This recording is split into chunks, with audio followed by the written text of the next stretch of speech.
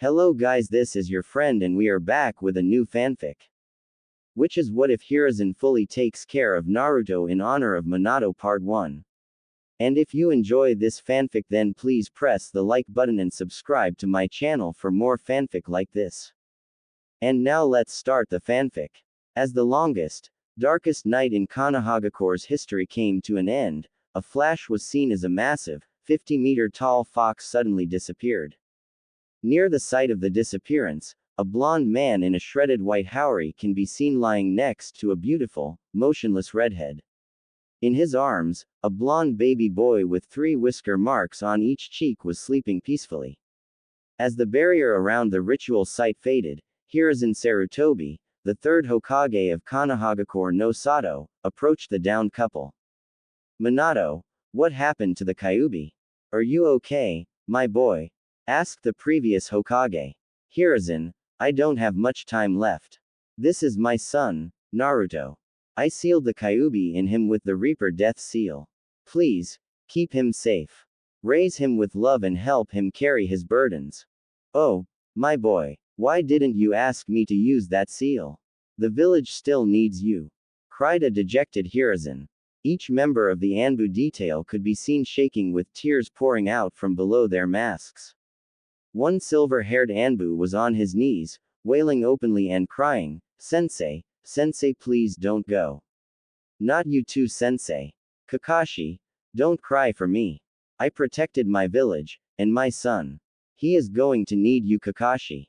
Be strong for him, help him and when the time comes teach him. As I loved you as my own son, I ask you to love him." In between sobs, the now-known Kakashi swore an oath to the heavens, "I swear Sensei. I will do as you ask." Minato looked back to Hiruzen. "Hiruzen, I am fading. Please old man, fight for my son. Protect him. A lot of hate will be aimed at him from inside and outside the village. He should be seen as a hero. Please, old man, protect him. Rely on my and Kushina's friends. I have faith in them." With the last of his willpower, Minato rolls back on his side and embraces Kushina. With a final kiss to her lips, Minato's soul is finally pulled into the stomach of the Shinigami. As the shock faded, Hiruzen stumbles over to the baby swaddled in Minato's arms and picks him up. "Dog, Soru, please secure Lord Fourth and Lady Kushina. Everything you saw here is an S-rank secret that is not to be spoken of. Take them to the tower and secures their bodies." Later in the council room, Hiruzen enters the council chamber still holding Naruto to see all his clan heads assembled on his left. Their clothes are dirty, singed and clearly displaying signs of the battle that just drew to a close. He nods his head to the clan heads as an incessant racket draws his attention to the other side of the room. On the right, the civilian council is present. It should be noted that they are all in their fine dress that is perfectly clean. After all, they were all escorted to their bunkers early in the battle. As soon as they notice the third Hokage, the noise starts to fade. To the rear of the Hokage chair, 3 older people can be seen. These are the village elders. Homura Mitokado, genin teammate of Hiruzen, is an old man with a long face, glasses, a gray chin-wrap beard and wild gray hair.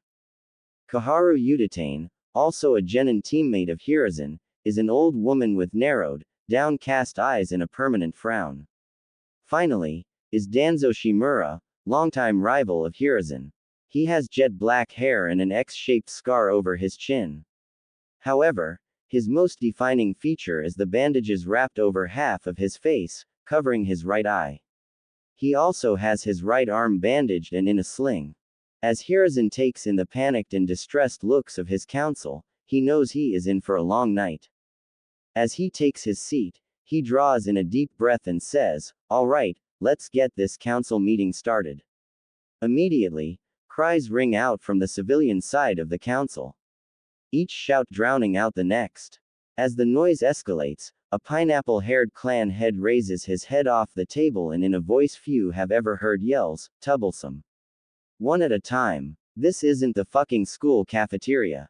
As the rest of the noise dies out, the newly appointed civilian representative, Mibuki Haruno, A pink-haired woman in her early to mid-20s says, Lord Third, what happened to Minato-kun? Hiruzen replies, please, Mibuki, sit down. There is a lot I must cover with the council. Please hold all questions until I am done speaking. The civilian representative sits with a sour look on her face at being dismissed but listens in as Hiruzen recounts the events of the night to the council. As Hiruzen's story comes to a close, he broke the bad news. Minato-kun and Kushina-chan are dead. They died defeating the Kyuubi and they have left their son in the care of Jiraiya and Kakashi Hatake. At this, the clan heads all shifted, and their heads swiveled. Finally, Hiashi Hyuga speaks up, Lord Third, are you saying that boy there is Minato and Kushina's child? Yes, Hiashi. This is Naruto, the heir of the Namikaze and Uzumaki clans. The Hyuga head replies, Lord Third, Minato and Kushina were dear friends of the clan and Hitomi-chan. Naruto should be raised in a set household, not in the care of Lord Jiraiya and a teenage boy. This riled up the clan heads, many proclaiming their friendship to Minato and saying they would also like to raise the boy. After a minute, Hiruzen called for silence and said, Hayashi, I appreciate your friendship with Minato, but I cannot show favoritism to one clan. Young Naruto was bequeathed to Jiraiya in their will, and I bore witness to Minato asking Kakashi to help raise him during his final moments. Hiashi bowed his head and sat back down. This led to a pregnant pause which was once again broken by Mibuki Haruno, Lord Third, what happened to the Kyuubi? After taking a deep breath, Hiruzen says, Minato sealed the Kyuubi into young Naruto using the Reaper Death Seal. Before you start shouting to kill the demon, I would like to demonstrate something for the civilian side of the council. He pulls out a scroll and a kunai. He asks Mibuki in a patronizing tone, Mibuki, can you please tell me what I hold in each hand? She replies with, a scroll and a kunai, Lord Third. Precisely, he replies while sealing the kunai into the scroll. Now Mibuki, what do I hold in my hand? A scroll, Lord Third. A small smile flitters upon the wizened visage of Hiruzen. Ah, I am so happy you see it that way. I wanted to make this clear. Young Naruto is not the Kyuubi. He is the prison into which the demon is sealed. If this young man is killed, the demon will be released and will once again imperil our village. A male civilian counselor stands up and shouts, no, Lord Third. That thing is a demon. It should be killed here and now so we can finally be rid of it. After that outrageous statement, Hiruzen made a motion with his hand and the dog-masked Anbu appeared behind the civilian counselor. With a swift stroke of his wakizashi, he removed the man's head and let it roll to the ground. The silence was broken as blood sloshed out from the man's neck and made a sickening, squelching sound. Two Anbu descended and picked up the remains. Hiruzen took this as his cue to issue a warning. My fellow council, listen up because I will not repeat this. This silence in between his sentences was deafening as the man radiated a killing aura that caught the attention of shinobi and civilians alike. Naruto is under my protection. I swore to Minato as his final wish that the boy would grow up safe in a village that will see him as the hero he is. As his eyes swept the room, many of the civilian council looked down, not meeting his eyes. The shinobi met his gaze proudly, with slight nods of their heads confirming that they were with their newly reinstated Hokage. Behind Hiruzen, Danzo made a slight shift and narrowing of his eyes. Let me close this meeting, it has been a long night and all of us have family and clans to check on. I will be relying on each of you to fill out damage reports, prioritize key infrastructure and needs. We will need to work together to rebuild our beloved village and protect it. Fugaku and Hiashi, please stay. As the council room emptied, Fugaku and Hiashi stood to attention and saluted. Hiruzen returned the salute and motioned them to sit. Fugaku, with over a third of the western village destroyed and the wall collapsed, I will need the police now more than ever. I also ask you, Hiashi, to provide support to the Uchiha until our defenses have restabilized. Fugaku begins to reply with, Lord Third, the Uchiha can Enough, Fugaku. Your rivalry be damned. Every man and woman that can help rebuild and protect the village is needed now. I ask you to work with Hiashi to make sure our village is secured. Yes, Lord Third, says Fugaku with his head bowed. It will be done, states Hiashi with his typical, unreadable impression.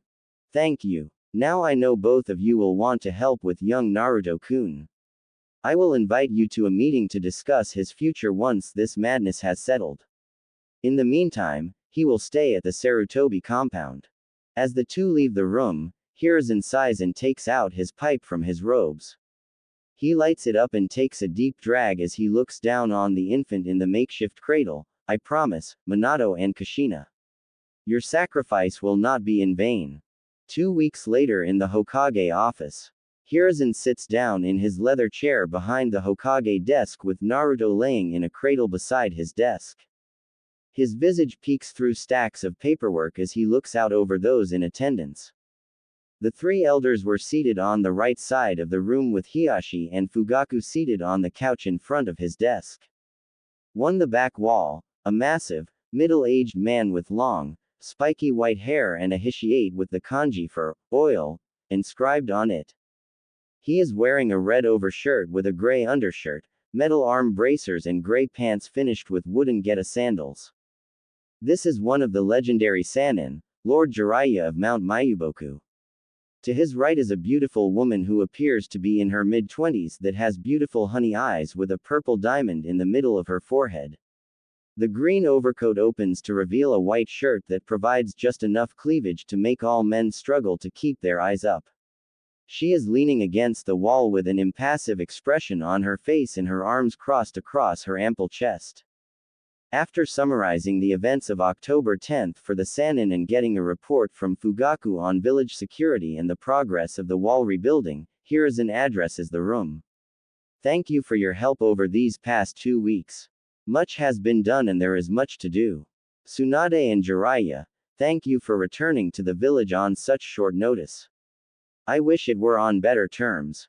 Jiraiya gets a goofy grin on his face and says, sure thing, sensei. After that, his face turns serious and he says, now, can we talk about my student's child, please? Yes, Jiraiya, I was getting to that.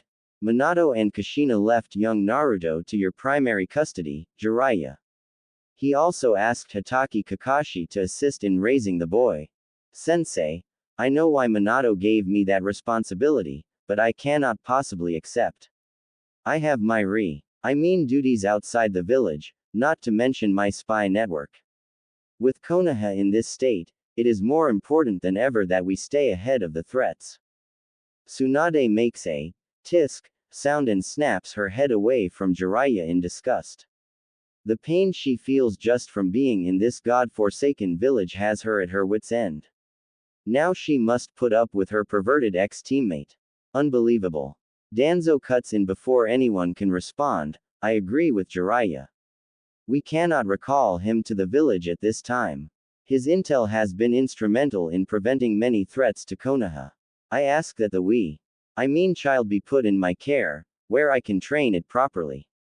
All faces in the room hardened as Hiruzen steps in. Danzo, I know that the roots of the great tree need to be kept, but if I hear you refer to young Naruto in that way again, I will be finding a new groundskeeper. He takes a drag on his pipe and exhales. This child is to be raised in the light, with the help of the people in this room. Hiashi and Fugaku made an almost imperceptible shift and looked on excitedly. He continues, my plan is to have Naruto raised on the Namikaze estate. I have already assigned Tsubaki Sarutobi, a wet nurse and caretaker of the Sarutobi clan, to raise Naruto in his family home. As you all know, his existence as of now is only known to the council and is an S-class secret along with his Jinchuriki status. After taking a deep breath and another drag, he continues, I plan on the child's formative years being hidden in the Namikaze estate. Once he is old enough, each person in this room will be able to take part in his development and training. Yes, before you ask, even you Danzo. He chuckles and finishes with, you have many good things to teach, old friend. When the time is right, I will let you teach young Naruto and help form him into the shinobi we all know he can be. After an admittedly stunned silence, Tsunade says, Sensei, I will stay until his first birthday. After that, I am out. The pain this village brings me is too great, but I owe Kushina at least that much. Kaharu chimes in, Hiruzen, you know how I feel about that, child. I will not be around it any more than need be. I want no part of that boy, he is a ticking time bomb.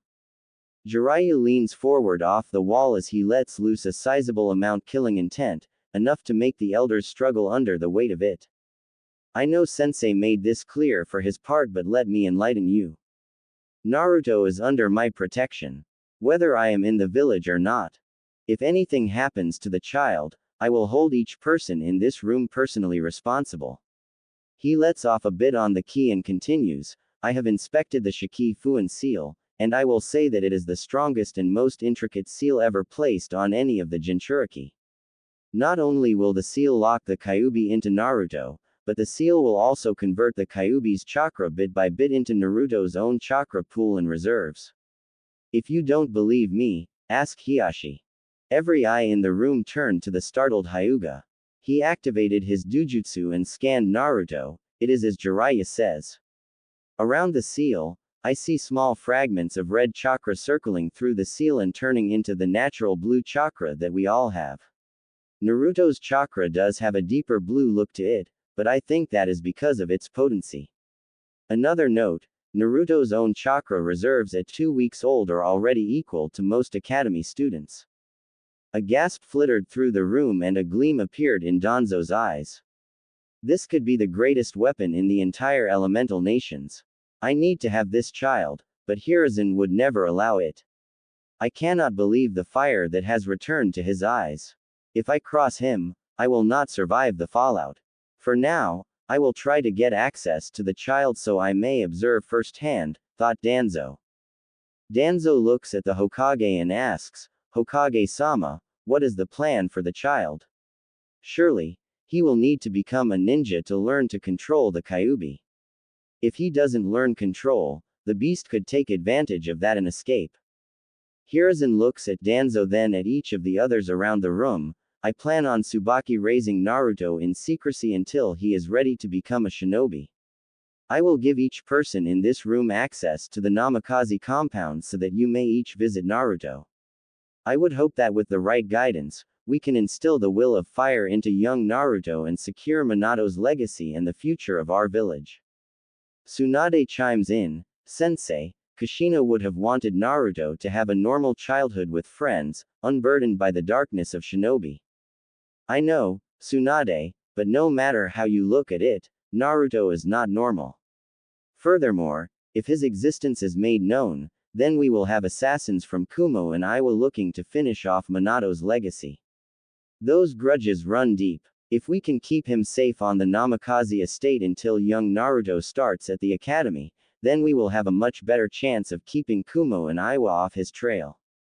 At this point, Hiashi steps in, Lord Third, what if the child is raised under the name Uzumaki and then when the time is right, and the child is strong enough, we can announce his heritage. This would allow us to bring Naruto into the public and possibly create friendships with the other clan children. He will be watched and protected by the shinobi families while creating bonds that tie him to the village. That is an interesting idea. Kushina had her fair share of enemies as well, though, and the Uzumaki name may still attract the attention of Kumo. Jiraiya decides to put in his 2 cents. Sensei, I will be able to stay ahead of any of that. We can provide a better life to Naruto. Furthermore, if we play the Uzumaki name off as a common, orphans, name, then that would allow Naruto to be raised normally.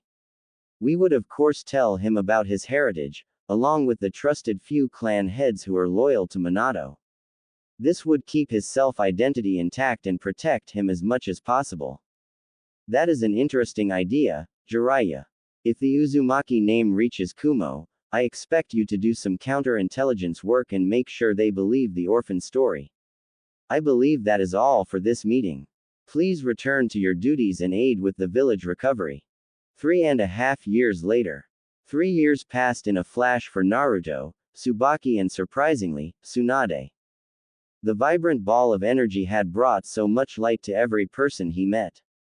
Tsubaki and Tsunade had started teaching Naruto to read after he complained that he couldn't understand of his, 2-chan's, books a year ago. Naruto struggled to learn, but what 2.5-year-old wouldn't? Now, Naruto is often seen carrying around a wooden kunai and reading books like Intro to Fuinjutsu, by Uzumaki Mito, and The Coolest Battles of Shinobi History, by Rimuru Satoru. For his 3rd birthday, Jiraiya had given Naruto The Tale of the Gutsy Ninja, which inspired Naruto to profess himself a ninja and ask for a kunai. The next time Jiraiya showed up, he gave Naruto a box of wooden kunai. Aside from his reading, Naruto loved spending time outside on the training grounds of the Namikaze estate with his ba-chan, Tsunade. After the first year, Tsunade had decided that she would give life in Konoha one more chance. Her attachment to the hyperactive toddler only grew and earned smiles, laughs and guffaws from all those that witnessed the unique relationship. Jiraiya and Hiruzen were ecstatic to see the light return to Tsunade's honeysuckle eyes and a smile to return to her face. The time she spent with her brat was filled with laughter, Naruto playing shinobi and Aunt Shizune trying to keep Tsunade from throwing Naruto over the Hokage mountain. After a year or so, Tsunade decided to return to Konoha Hospital when she wasn't spending time with her last living relative. She was appalled to find out how much the standard of care had fallen. She then got the 3rd Hokage to approve remedial training for all certified nurses and doctors at the hospital. She led the physical and medical retraining and became feared for her quick temper whenever she saw a negligent mistake. One day, she brought Naruto to a training session and introduced him as Naruto Uzumaki. The little blondie was running around in between groups of medics who were practicing their Areo ninjutsu. He would fake his own injury and yell for the medics. Somehow, he found the fake blood packs and was covered in the fake blood. The medics fell in love with the little blonde ball of sunshine and started treating his wounds. Tsunade walked up to a group of female medics and doctors cooing over what looked like a mummified bundle of bandages. The only indicator that it was Naruto was the blonde hair that was peeking out over the tops of the bandages. The mummy training incident incited the hospital staff to nominate Naruto as their mascot. This, in turn, was how Naruto fell in love with training. He started showing up regularly for the morning workouts. Shizune, now officially confirmed as Tsunade's apprentice, would walk him through basic physical exercises. His endless energy basically guaranteed that Shizune was the one that left training tired. Once Shizune was tired out, Naruto encouraged the other medical personnel to help them finish their workouts. This was the brilliant start to Naruto's public persona. Today, Naruto was extra excited because he was invited to a birthday party for the first time. Despite Naruto getting to meet Jiraiya, Tsunade, Hokage Jiji, the weird old mummy guy, Hiashi and Fugaku, he has yet to meet and play with anyone his age. That is why today was an ultra special, super important occasion to Naruto and he was pestering Tsubaki and Tsunade to make sure everything was perfect. Okay, Ba-chan. I have these nice clothes, a present and I think I know what to say to Hiashi-sama when I get there. Am I forgetting anything? What do you say to Hiashi-sama when he greets you? Asked Tsunade with a coy smile and light in her eyes.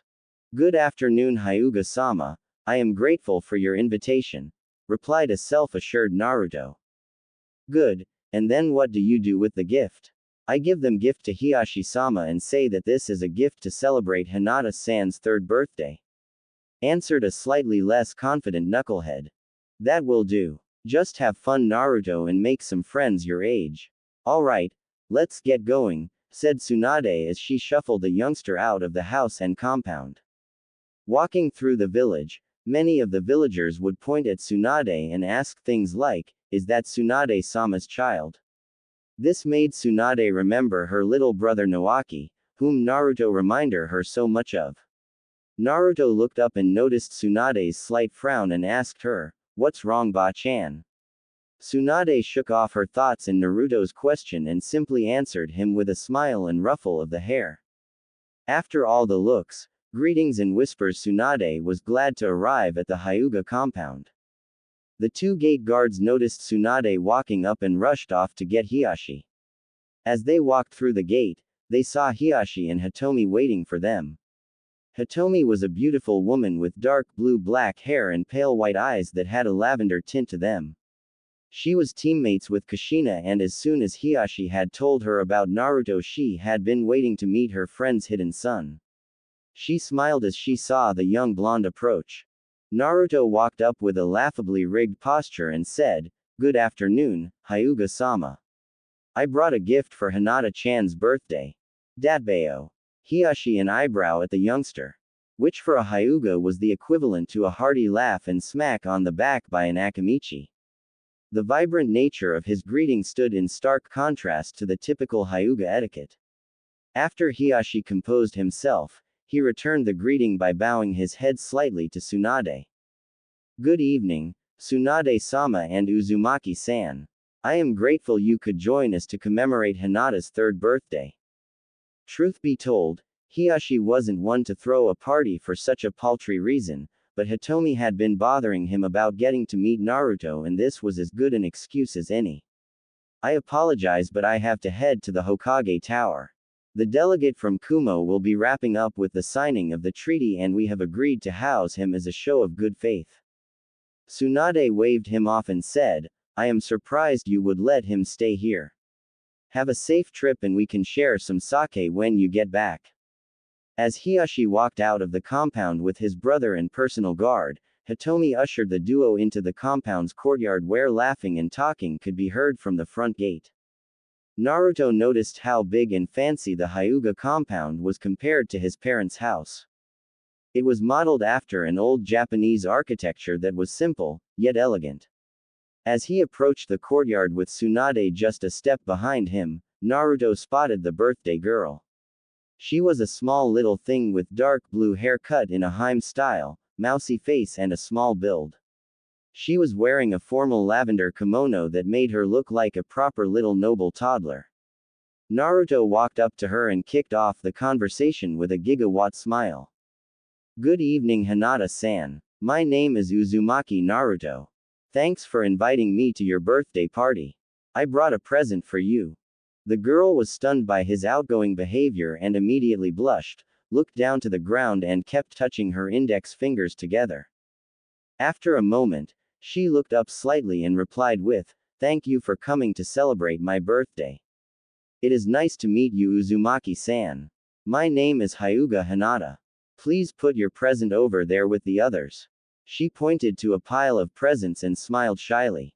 She was then pulled away from the conversation by another Hyuga that looked slightly older than her and had a much more rigid posture and face. After Tsunade took Naruto to get some food, they sat down at a table with a man with two diagonal scars on the right side of his face that had his hair done up in a spiky ponytail. He was sitting next to a similar and smaller version of himself. They both had an extremely lackadaisical posture that seemed to say, "Please don't be too troublesome." As Naruto sat down, the older of the two perked up and met eyes with Tsunade.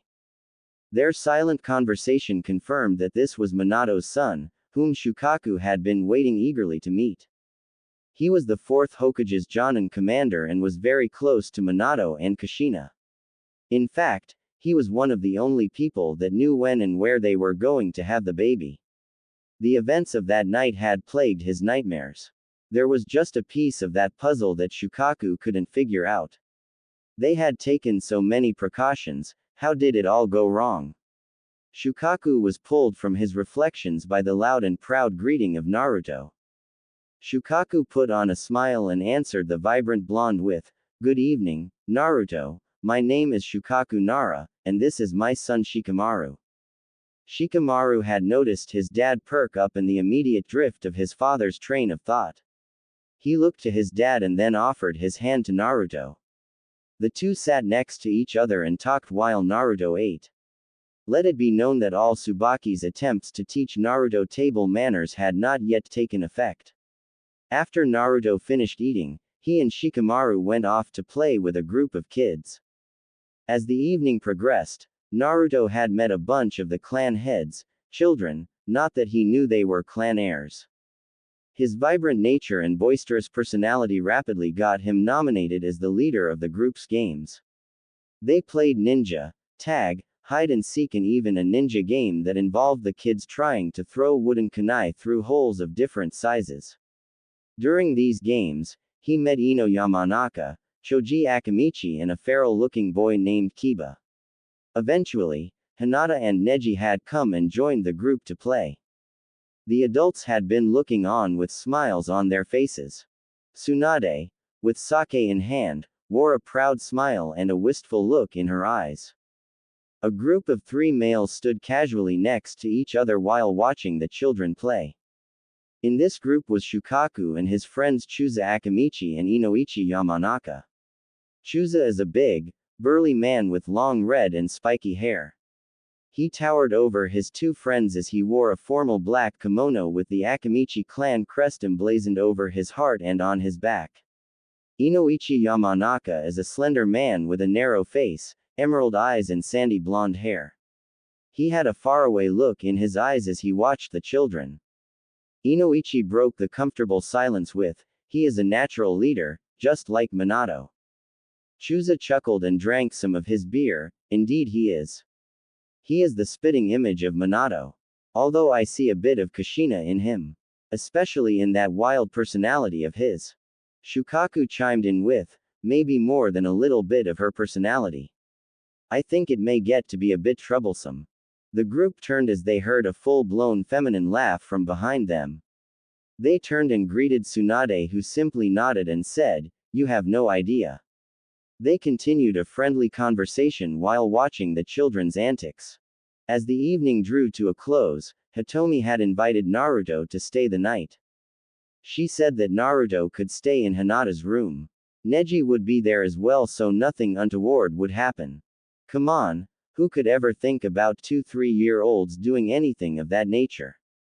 Formalities be damned, she couldn't get enough of Naruto and the effect he was having on Hinata. After Hinata's initial wave of anxiety, the blonde had done more to get her out of her shell in 4 hours than the whole Hyuga clan had done in 3 years. A drunken Tsunade had accepted her offer and headed back to the Namikaze estate to let Tsubaki know. They had bathed the kids and placed them in Hinata's room with some extra futons. The kids had fallen asleep almost immediately. As the whole estate went to sleep, aside from the patrols, Naruto's dreams began taking an ominous turn. He started to roll and shift around on his mat until he woke up and went to look for some water. As he was returning from the bathroom, he noticed that Hinata's door was open. He couldn't shake the ominous feeling from earlier, so he was on guard. He reached in his pocket and pulled out his wooden kunai and creeped to the door. When he entered, he saw a man in all black tying up Hinata and Neji slumped against the wall, bleeding from his head. After a moment's panic, Naruto screamed as loud as he could, "Get away from Hinata-chan."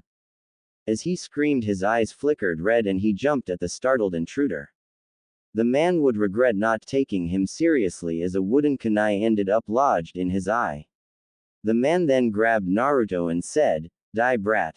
Damn you." He chucked Naruto through 2 walls into the Hyuga's courtyard where he slammed into the fountain and passed out with blood coming from his head. The man then grabbed Hinata and began to run but was surrounded by a group of Hyuga guards and Hiyashi. Hayashi scowled and stated in an ice-cold tone, "You will put my daughter down and come with us or your life is forfeit." As he finished saying this, Hitomi slid through the group of guards with a speed and grace of water and then began to strike the man rapidly from his blind spot. 8 trigrams, protection of the 64 palms, she intoned with an icy chill as the man began to crumple to the ground. The girl he was carrying over his left shoulder had stopped him from reacting in time. As he fell, he dropped the struggling Hinata. He lay face down in the dirt, in too much pain for him to use the suicide syringe he had brought for this exact reason. He began struggling with his tongue to get to the cyanide capsule he had lodged in one of his teeth. Hiyashi, with his Byakugan activated, saw this, dashed to the man and flipped him over. He paralyzed the man's jaw, forced his mouth open and removed the capsule. He pointed to two of his guards and told them to take this man to T&I. He pointed to his brother, Hizashi, and another branch member and had them go tell the Hokage. It was at this point that Hitomi processed Naruto's crumpled form on the fountain. She cried out in fear as she sprinted over to Naruto's body. The scream also drew Hiyashi's attention, and he sent another Hyuga to go and inform Tsunade that they will be taking Naruto to the hospital. Hiyashi gently pushed aside his wife and daughter that were kneeling over an unconscious Naruto and scooped him up. His heart was overflowing with gratitude and apprehension as he raced across the rooftops with an unconscious Naruto. Aftermath of Hyuga incident. Naruto woke up with a massive headache, feeling like his whole body was aching. He tried moving his left arm but was unable to. Something big, soft and attached to something heavier was stopping him from moving. As he opened his eyes and cleared his blurry vision, he saw his Ba-chan was slumped over the bed with his arm secured between her two voluminous mounds. He looked over and saw the flowers and, get well, cards from the Hyugas and medical staff. The sun was beginning to light up the village and peek through the curtains. He noticed that Tsunade was beginning to stir thanks to his movement and the beam of sunlight that found its way into her eyes. As she came to, she cleared the saliva from her chin and began to cry as her eyes met Naruto's. Naruto freed his arm and patted her head. "It's okay, Ba-chan. I'm okay." She cleared her tears and her honeysuckle eyes shimmered as the light bounced off the wet orbs. "You scared me, brat. You were out for a whole day." After a bit, Naruto asked about Hinata. Tsunade smiled and said, "She is fine, little hero. You saved her." Naruto's gigawatt smile lit up the room and he let out a deep breath. A nurse popped into the room and saw this. She waved over the rest of the nurses on the floor. Tsunade turned around and noticed 6 nurses peeking through the door at the heartwarming scene. "What are you looking at? Get to it!" Tsunade playfully yelled as the nurse began her checkup and the rest of them scattered. After scanning Naruto with a diagnostic jutsu, the nurse couldn't believe it. Yesterday, Naruto had 3 broken ribs, a broken arm, a cracked vertebrae and a concussion. Now, aside from some residual injuries, the kid was fine. She asked Tsunade to check her work, just to make sure she didn't do it wrong. Tsunade confirmed her findings and told the nurse that the kid may have a healing factor and that she would conduct the tests herself. It was at this point the third Hokage entered, and Naruto's confusion turned into another brilliant smile. "Good morning, Hokage Gigi. I am all better now." Hiruzen turned to Tsunade for confirmation and got a slight nod in response and a look in her eyes that said, "We will talk about it later." He then turned back to Naruto and asked, "Good morning, Naruto-kun. You gave us quite a scare. Are you sure you are feeling alright?" "Hi, Gigi. I am totally fine, especially since Hinata-chan is okay." "What happened to that bad guy?" Hiruzen chuckled at the boy's exuberance. "Yes, Naruto-kun, Hinata-chan is fine. The bad guy was arrested, and we are talking to him now. Don't you worry about that, just get better." "Hi, Gigi. I want to get stronger, Gigi. That man hurt me, and he would have hurt Hinata-chan. Please, Gigi, train me, please." Hiruzen's smile fell, and he said, "You are still young, Naruto-kun. Why don't you enjoy being a kid for now?" "No, Gigi. I want to get strong so I can protect my friends and take that hat from you. Please, Gigi. Just a little bit of training. I really want to be able to protect my friends. Besides, I can train and have friends and spend time with you and Ba-chan. Please, Gigi." The smile returned to Hiruzen's face, and he said, "Okay, Naruto-kun. Just a little bit of training. However, I still want you to be a kid and spend time with your friends." "Hi, Gigi. I promise," replied an ecstatic Naruto. Later that day in the Hokage's office, Hiruzen was talking with Hiyashi, Hizashi, Hitomi, his advisors and Tsunade. It turns out that the man was the head ninja of Kumo, the same man that was the ambassador for the peace treaty that was just signed. He had been tasked with kidnapping an unsealed Byakugan and returning with it to Kumo. If he were caught, he was to immediately commit suicide so that his death could be blamed on Konoha. However, the quick actions of Hitomi and Hiashi stopped him from being able to end his life. Now, he was interrogated via the mind-walking of the Yamanaka clan while he was kept asleep by a sleep seal that Jiraiya made for suicide risk T and I prisoners. Danzo opened the conversation. Hiruzen, this cannot be allowed to stand. This is a violation of the treaty we just signed. It is clear that the treaty was just a manipulation by the Third Reikage to trap us. Their own ambassador is the one tasked with kidnapping the Hyuga girl for Kami's sake. We should take this as an act of war. Hiruzen frowned. He knew he would get this reaction from his old rival. Relax, Danzo. It is not that I disagree with you, but we have just recovered from the Kyuubi's attack. We cannot afford to go to war at this time. Koharu nodded and said, war would not be beneficial. We are simply not in the right state to commit to a war with Kumo. However, we have a valuable political card here, Hokage-sama. We cannot afford to fold this hand either. Danzo cut back in. Is it true that the boy managed to wound the enemy shinobi with a wooden kunai? Yes, Danzo. Naruto was able to catch the kidnapper by surprise and lodged his wooden kunai in the man's left eye as he was tying up Hinata, replied an amused Hiruzen. Danzo nodded his head and simply said, impressive, for one so young. As the room agreed with Danzo's statement, Hitomi spoke up, Hokage-sama, if I may speak freely.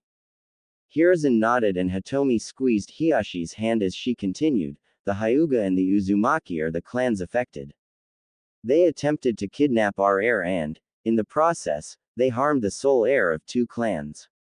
Murmurs of confirmation came from everybody, and Tsunade's face adopted a look of cold fury. However, it would seem that revenge may be out of our reach. So how about the next best thing? She asked. Looks of confusion erupted from everyone. Then Hitomi saw a twinkle in the Hokage's eye. Yes, Hokage-sama. How about public humiliation? That is what that proud bastard of a Reikage would hate the most. Hiruzen chuckled and he took a hit of his pipe. Ah, Hitomi-chan. Remind me to never get on your bad side. What does everyone think? I think we could talk to Daimyo-sama and get his help on this. Hi, Hokage-sama. They chorused. There was a slight frown on Danzo's face but that lifted when he heard the next bit of news. Young Naruto woke up today and asked me for a favor that I am a bit hesitant to grant. He asked me to be trained in the shinobi arts so that he could get strong enough to protect his friends. Hiruzen said a bit resignedly. Danzo replied immediately, Hokage-sama, I volunteer to train the boy. You know that I have plenty of experience training shinobi from a younger age. I believe that I can get him trained. I have no doubt that you can, old friend. However, I do not want any of that emotional conditioning nonsense. Hiashi cut in at this point, Hokage-sama, the Hyuga clan owe Uzumaki-san a debt. I believe that training is the least we could do to repay him. Tsunade then broke into the conversation, I want a piece of him too. That kid has enormous potential, and he is already joining the medical staff for their morning training. Hell, the brat can keep up with most of my doctors. Hiruzen outright laughed at the immediate explosion of interest in his successor's son. Okay. They say it takes a village to raise a child. The way I see it, young Naruto claimed his right to be my successor. I see that potential in him. However, I don't want to rob young Naruto of his childhood. We can create a schedule so that each of you can begin training him. Danzo, I am serious. None of your old route training and emotional programming. I will be keeping my eyes on the child's progress. I want you to teach him, in an appropriate manner, about the darkness of the shinobi world. We will handle showing him the leaf that bathes in the sun, and you have my permission to give him a glimpse of the roots of the great tree. Tsunade was bothered by this. She couldn't deny Danzo's effectiveness, but his methods were known to be brutal and damaging. Sensei, I know Danzo has a lot to teach. I would be lying if I said I weren't concerned about his methods, however, I will be watching him closely. My stipulation is that all training is to be done in the Namikaze training grounds. This will keep Naruto protected from prying eyes that would wonder why one boy is getting so much attention. Agreed, said Hiruzen as he once again saw consensus around the room. We will come up with a suitable schedule. I trust that Tsubaki has begun instruction of basic knowledge already. So, each of you will get 1 day a week to train Naruto. Since this is a group effort, what you teach will be known to the others. I will conduct annual progress reports with the boy. Anything else that need be discussed. With that, the meeting came to a close and Hiruzen sent a letter to the fire daimyo. Kumo's bad day. The third Raikage of Kumo was a proud man. His pride was the only thing that could eclipse his strength. So, when he was visited unannounced by the lightning daimyo, who came with a party of 100 samurai and 1 prisoner, he was in a rather foul mood. The mood soured further when he caught a look at the prisoner's face from his city's gates. The vein that immediately popped on the man's head was so pronounced that you could see his heartbeat through its pulsing. Behind him, his son and named successor, also named I, could be seen. He picked up on his father's foul mood and took a step back and stood in silence.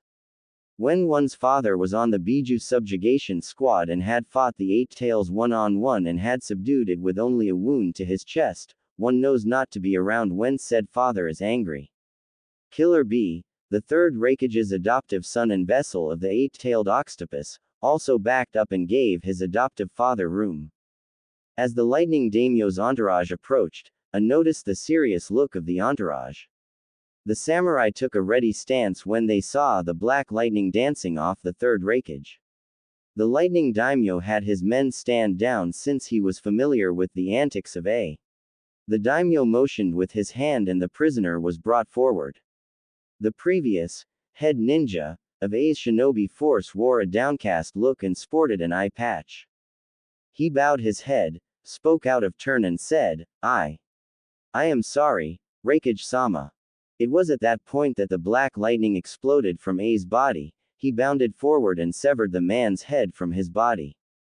As the body fell lifelessly to the ground, the daimyo looked aghast at the behavior in the presence of a daimyo.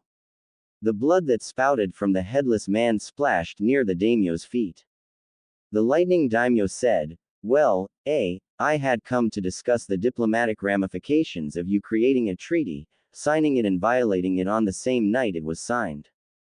Now, though, that seems unnecessary. I hereby decree that any and all financial assistance from the Land of Lightning, as well as mission requests and funding, are suspended until the third Raikage, has been removed from office and replaced. I also expect a formal and public apology to Konoha to be made for violating the 5 nations' rules of neutrality. I will await the newly appointed Kage in the capital. That is all. The lightning daimyo ascended back into his carriage and the whole entourage turned back to the lightning capital. A deafening and palpable silence hung over the crowd as the lightning daimyo departed. The third Raikage looked frozen, as if he had locked up. His faces started turning blue and a slight twitching could be seen from his body. In his rage, his lightning chakra had gone out of control and caused his heart to start beating rhythmically. If anyone dared to approach him, they may have noticed. Instead, they all waited for the third Raikage to explode. Then they kept waiting, nobody wanting to make the first move and draw upon the wrath of A. However, after nearly 30 minutes, A's son approached and put an arm on his dad's shoulder. Dad, we will work this. He never got to finish his sentence because the slight pressure from I's massive fist was the only force needed to push his now dead father over. Everyone gasped as the third Raikage fell, face first, dead on the paved road leading into Kumo. The carnage that followed left the Land of Lightning in a state of upheaval for the next 3 months. Eventually, the son of the third Raikage, was named the fourth Raikage of Kumo. The 3 months without missions and support from the Land of Lightning had caused a depression that would affect Kumo for nearly the next decade. I handled the public apology to Konoha as his first act as Raikage. I made it his mission to restore Kumo to its former glory. He had the largest shinobi force in the elemental nations. Now all he had to do was restore the faith that his father lost. It was because of all this that I adopted a mentality that all international dealings will be on the up and up. At least as up and up as shinobi affairs can be. Once news hit Konoha of Kumo's reaction to their humiliation, Sarutobi took all his advisors, the Hyuga clan representatives, Tsunade and Jiraiya out for a night of drinking that cost him nearly half a year of his salary. Sarutobi, while happy and very, very hungover, vowed to never again offer Jiraiya and Tsunade an all-expense-paid drinking night. As Sarutobi was waking up, Tsunade was also coming to her senses. She had long since moved into the Namikaze estate. The Senju estate was so empty and brought up so many painful memories. That is why, when Tsunade woke up in her bed in the Namikaze estate looking at a long mane of white hair covering a man that was snoring with his face down in the pillow, Tsunade then grabbed Jiraiya and chucked him out the window of her room. The racket she made and the hell she raised woke up the whole estate. Tsubaki and Naruto walked up on a ranting Tsunade. Her tirade continued until Naruto spoke up and calmed her down. Maybe it was the cute and innocent toddler, or maybe it was her completely state, but she eventually did calm down. Start of training. A 4-year-old Naruto woke up at the crack of dawn to get to his training. For the past 6 months, he had trained 4 days a week. On Mondays he trained with Tsunade and sometimes Shizune. On these days, he would join the hospital staff for their morning physical training. After physical training, Tsunade would make breakfast for Naruto while quizzing him on the previous week's homework. They covered subjects like chakra, chakra nature, chakra control, the basics of field medicine and human anatomy.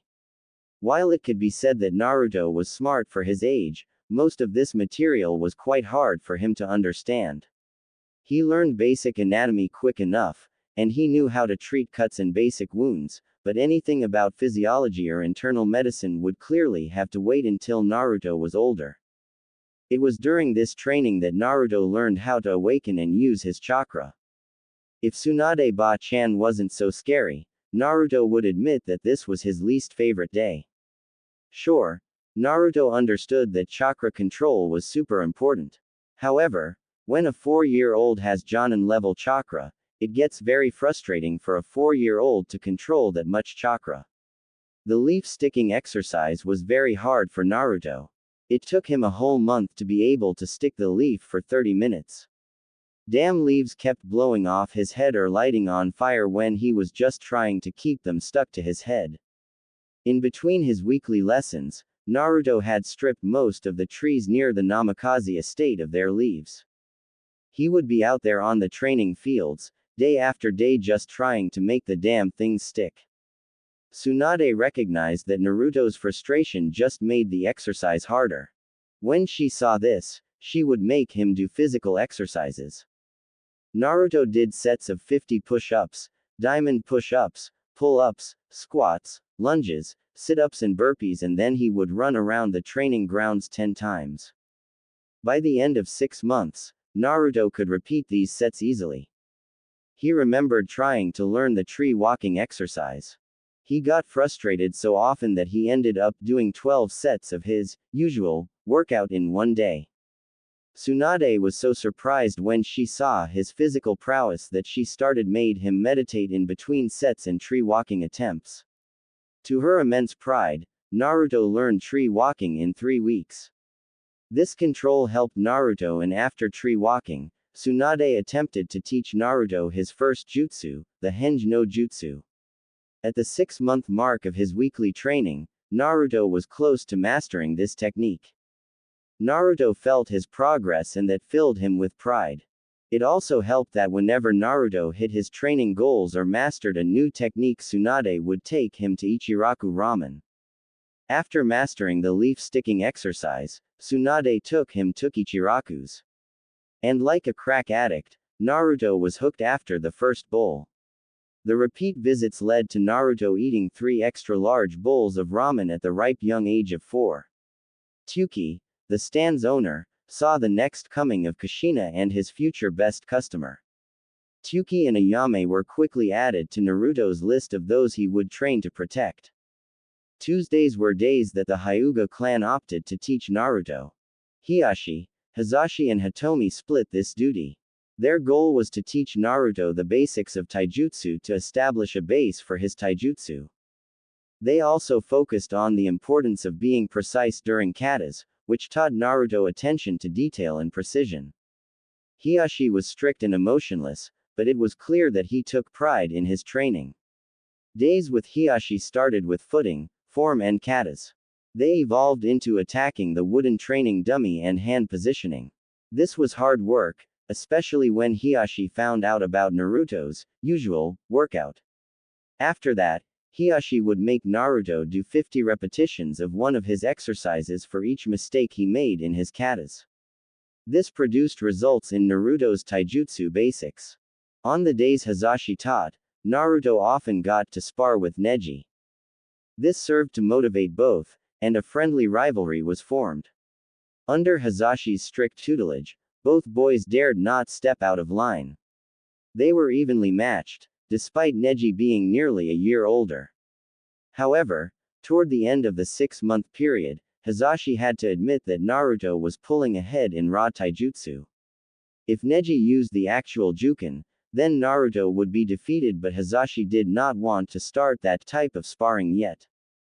Days with Hitomi were Naruto's favorite. Hitomi was kind, pretty and patient.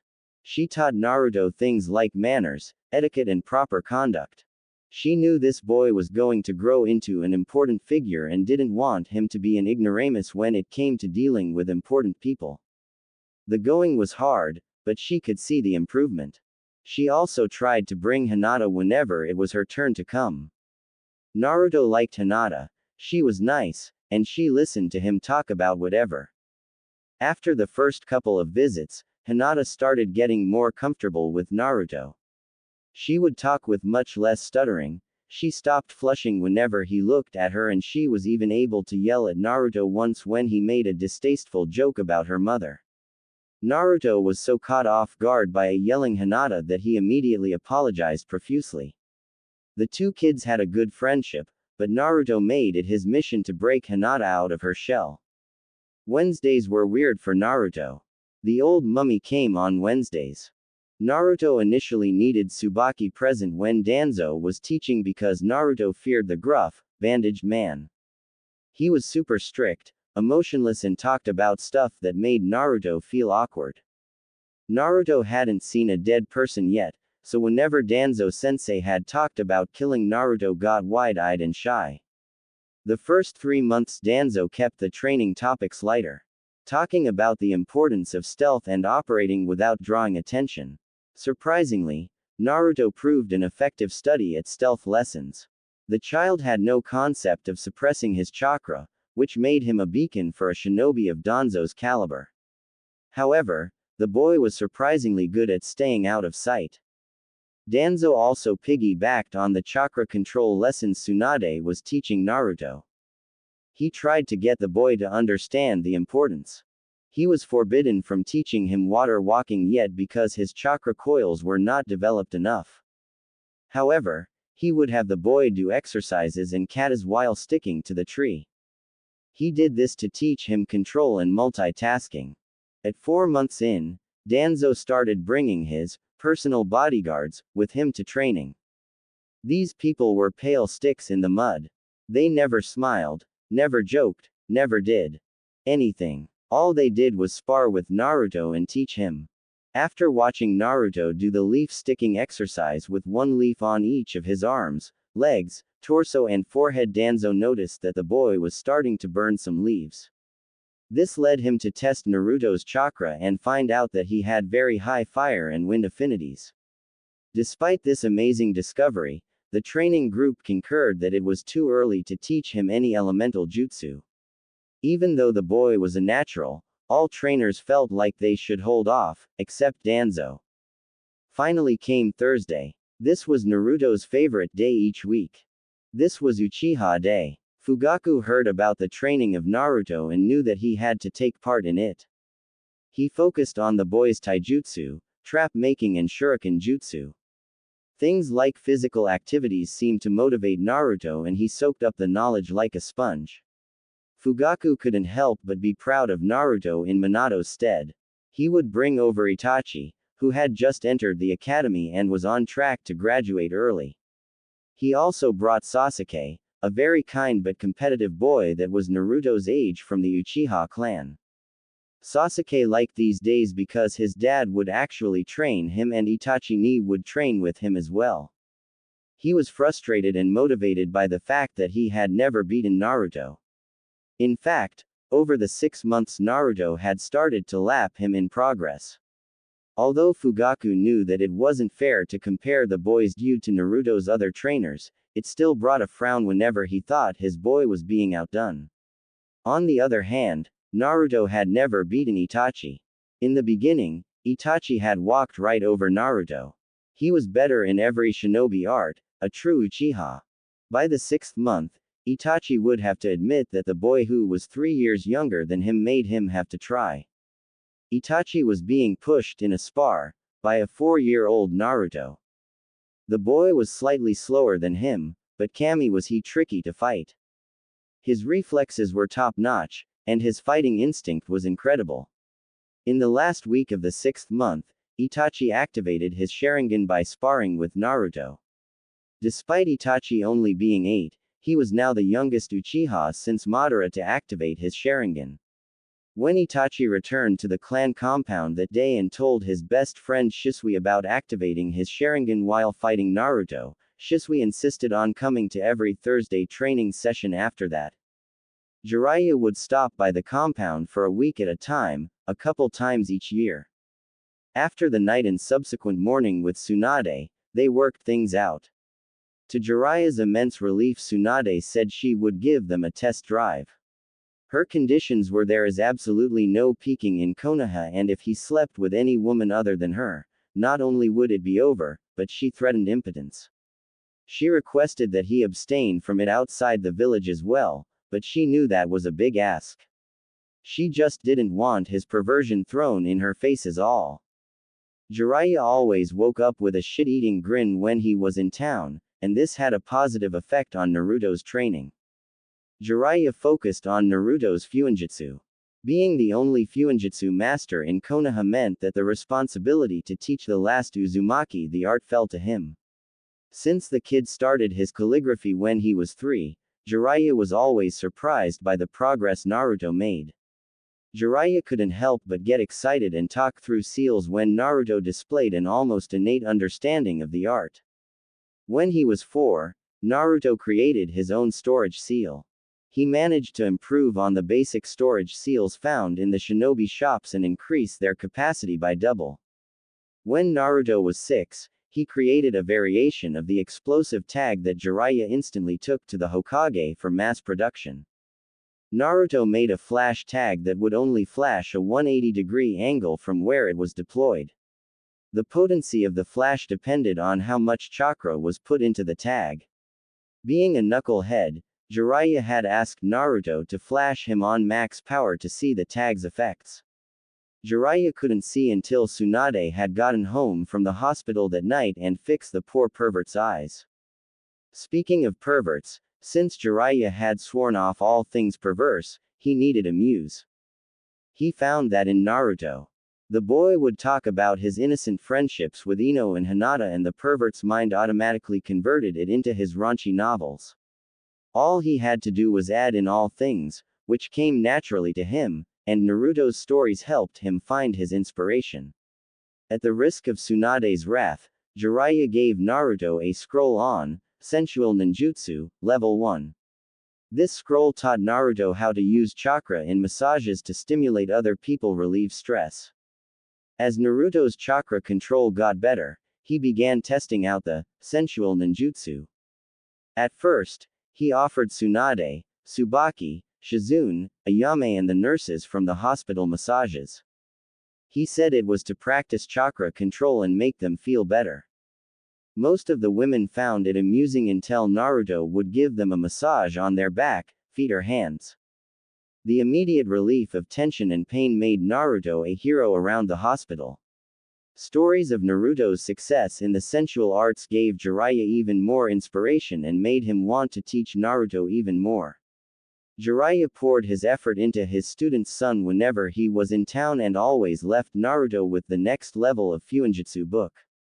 At this rate, Jiraiya would be able to let Naruto into Minato's study in no time. These training sessions produced such good results that Fugaku and Hayashi couldn't help but share with the other clan heads. The hype around Uzumaki Naruto grew to a dim roar among those in the know. Sure, there are prodigies like Itachi, Shisui and Kakashi.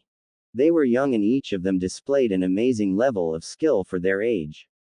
However, the positive energy that each teacher got from training Naruto made him unique among the prodigies. Not only did Naruto learn at an amazing rate, but he also made those teaching him enjoy doing so. These rave reviews caused Inoichi, Chusa and Shukaku approach the Hokage about getting time to teach Naruto. For Sume, it was the reviews on Naruto's massages that made her want to teach the boy. It seemed like a great deal to her. Teach the pup a bit and then he can take care of all the stress. To the Hokage's amusement, all requests to teach Naruto came in on the same day. He couldn't help but chuckle. This resulted in Naruto's playdates turning into impromptu training sessions with various clan heads and heirs. Naruto's free time. The rest of the week were rest days for Naruto. Although Tsubaki still made him study on these days, it was his time to relax, recover and be a child. Over the following 3 years, Tsunade frequently took him for play dates with his clan friends. She preferred to have the kids come to the Namikaze estate since Naruto was still young and they wanted to keep him out of the public eye, but relaxed that standard after a while. All clan leaders and family members had agreed to keep Naruto's existence a secret. Whenever he was in public, he was referred to as just Naruto. No clan name was ever said out loud, in case nosy ears were listening. This worked well because there was not a single attempt from the villagers, or outside shinobi, to attack Naruto. So, after a while, Tsunade and Tsubaki began accompanying Naruto to the other clans, compounds or out to parks. He developed relationships with each of the clan children. Aside from the pre-made friendships between the Shikamaru, Ino and Choji, Naruto was the link that bound the clan kids together. Naruto was the ringleader of the boys. He would always partake in the games, choose where they should go, kept the conversation fun and flowing. Not to mention that he even made the lazy Nara enjoy running around and playing. Kiba loved rough housing with Naruto and running around the woods in the Inuzuka compound with him. Choji loved the trips to the barbecue or ramen stand. Naruto even got Sasuke into his friend group. The timid Uchiha child struggled at first, but Naruto never left anyone out. In time, Sasuke began hanging out with the boys even without Naruto present. Shikamaru enjoyed just talking with Naruto while cloud gazing. He even taught Naruto how to play shogi, which often led to the boys sitting on the porch while huddled over the shogi board.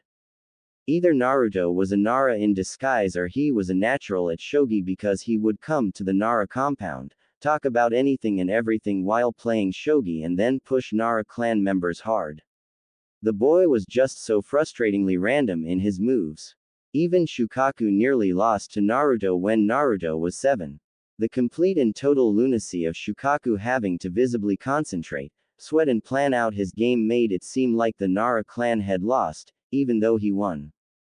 Yoshino couldn't get enough of the blonde knucklehead. He brought such vibrant energy to the lazy compound that she often bribed Tsunade with sake nights just to get Naruto over.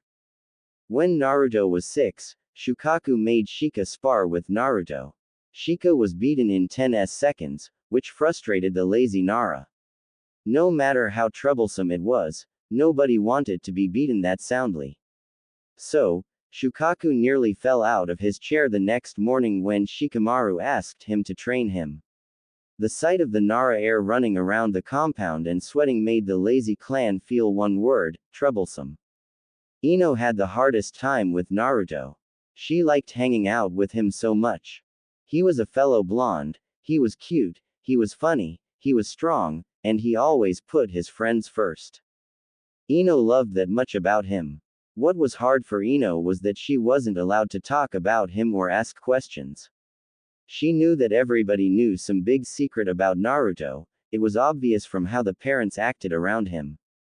It was why the secret was so important. It was why she couldn't ask questions. It was why Naruto seemed to be one big secret. When Ino turned 5 and Naruto came to her birthday party, she decided to ask him. She pulled Naruto into her room and then asked, "Naruto, do you know why I am not allowed to talk about you to anyone else?" "I'm sorry, Ino, I don't really know myself. I asked Ba-chan about it and she said it was to keep me safe and that she would tell me soon," a sheepish Naruto replied. "Well, that sucks. Do you know who your parents are? We only get to call you Naruto and we never use your last name. I know that my mom was an Uzumaki and that she died the night of the Kyuubi attack. I don't know who my dad was, but he is part of that secret that Tsunade Bakken said she would tell me soon." "Oh, okay. So, you are an Uzumaki. Were they a clan? I haven't heard of them." Naruto's face fell and he replied, "Yeah, they were a clan. Supposedly they helped found Konoha, but they never really lived here. Then, in the Second Great Ninja War their home was destroyed. Tsunade Bakken thinks that I may be the last Uzumaki." Ino felt terrible. She saw how much this hurt Naruto and she didn't want him to be sad. She even surprised herself when she leaned forward and gave Naruto a kiss on the cheek and said sorry for asking. A blushing Naruto reeled and asked Ino, what was that for?" Ino giggled and replied with, "It is because I like you, silly, and I don't want you to be sad." From that point forward, Ino was Naruto's champion in the gossip network. She kept an ear out to make sure nobody was talking about Naruto or spreading any information that shouldn't be out. Sure, she loved telling her friends how nice and cute he was, but she never betrayed Naruto's trust or told anybody his last name. She kept him on a pedestal in her heart as the truest standard of a friend. Meeting the fox. Naruto loved his life. He was almost 8 years old. Tsubaki had always been there for him, taught him and dare he say, loved him. Tsunade was another part of his family that Naruto couldn't live without. She kept him reeled in and bound to sanity. Naruto always found it amusing when Tsunade would pull him inside from a long day's training. She would throw him into the bathroom and not let him out until he was spotless. Her training was productive and made him feel in control of himself, which was quite a feat for an endless ball of energy. He has been meditating for almost 4 years now. This practice helped him process his training into easily manageable and digestible portions. It was during one such meditation session at the end of Naruto's training that Naruto went deeper than ever before. He was feeling his chakra and giving into its flow. He followed it from its origin, his heart, down and throughout his body. As he got caught in the flow, Naruto felt something pull on his conscious. As Naruto followed that pull and opened his eyes, he found himself in a hallway. One side of the hallway was illuminated in blue light. As he reached out and touched it, he immediately knew that it was his chakra. He could feel the flow. As he crossed the hallway, he paused in front of the red lighting. Once again, he knew it was chakra, but it felt different. As he reached his hand toward the red light, he felt the heat and immense energy it was emanating. When he touched the source of the red light, he felt anger and hate and something else. It felt wrong, like it was off balance. While this feeling scared him a bit, he decided to follow the hallway. He noticed as he walked by that the doors were labeled with names. Over one door read, Ba-chan. Out of curiosity he opened it and watched a memory of him and Tsunade learning water walking. That was only a couple months ago, but it played out for him like a movie. He was in his orange swimsuit, completely soaked from head to toe. Tsunade was standing out on the lake laughing at him holding her favorite bottle of sake. Ah, come on Ba-chan. There is something you aren't telling me. I can't seem to get this right. Last time, I created a tidal wave and this time I take one step and then fall right in. It is something you have to figure out for yourself, brat. It is kind of like tree walking, that is the only clue that I will give you. Naruto pouted for a bit, then got a devious smirk on his face. Are you sure that's all you can tell me, Ba-chan? If you help me get this done today, I will give you shoulder and foot massages every day this week. Tsunade couldn't help but be proud of this bugger. Alright, brat. The thing is that water is not a solid like wood. Therefore, the chakra flow cannot stay fixed.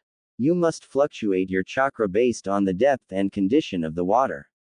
Try double what you did for your last attempt than just trying to stand on the water's surface before walking. Thanks, Ba-chan, said Naruto as he flashed his million-watt smile at Tsunade. After another few attempts, Naruto found the right flow and was able to stand on the water.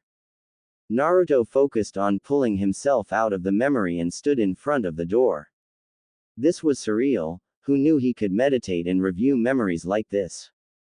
As he marveled on this, he continued walking down the hallway.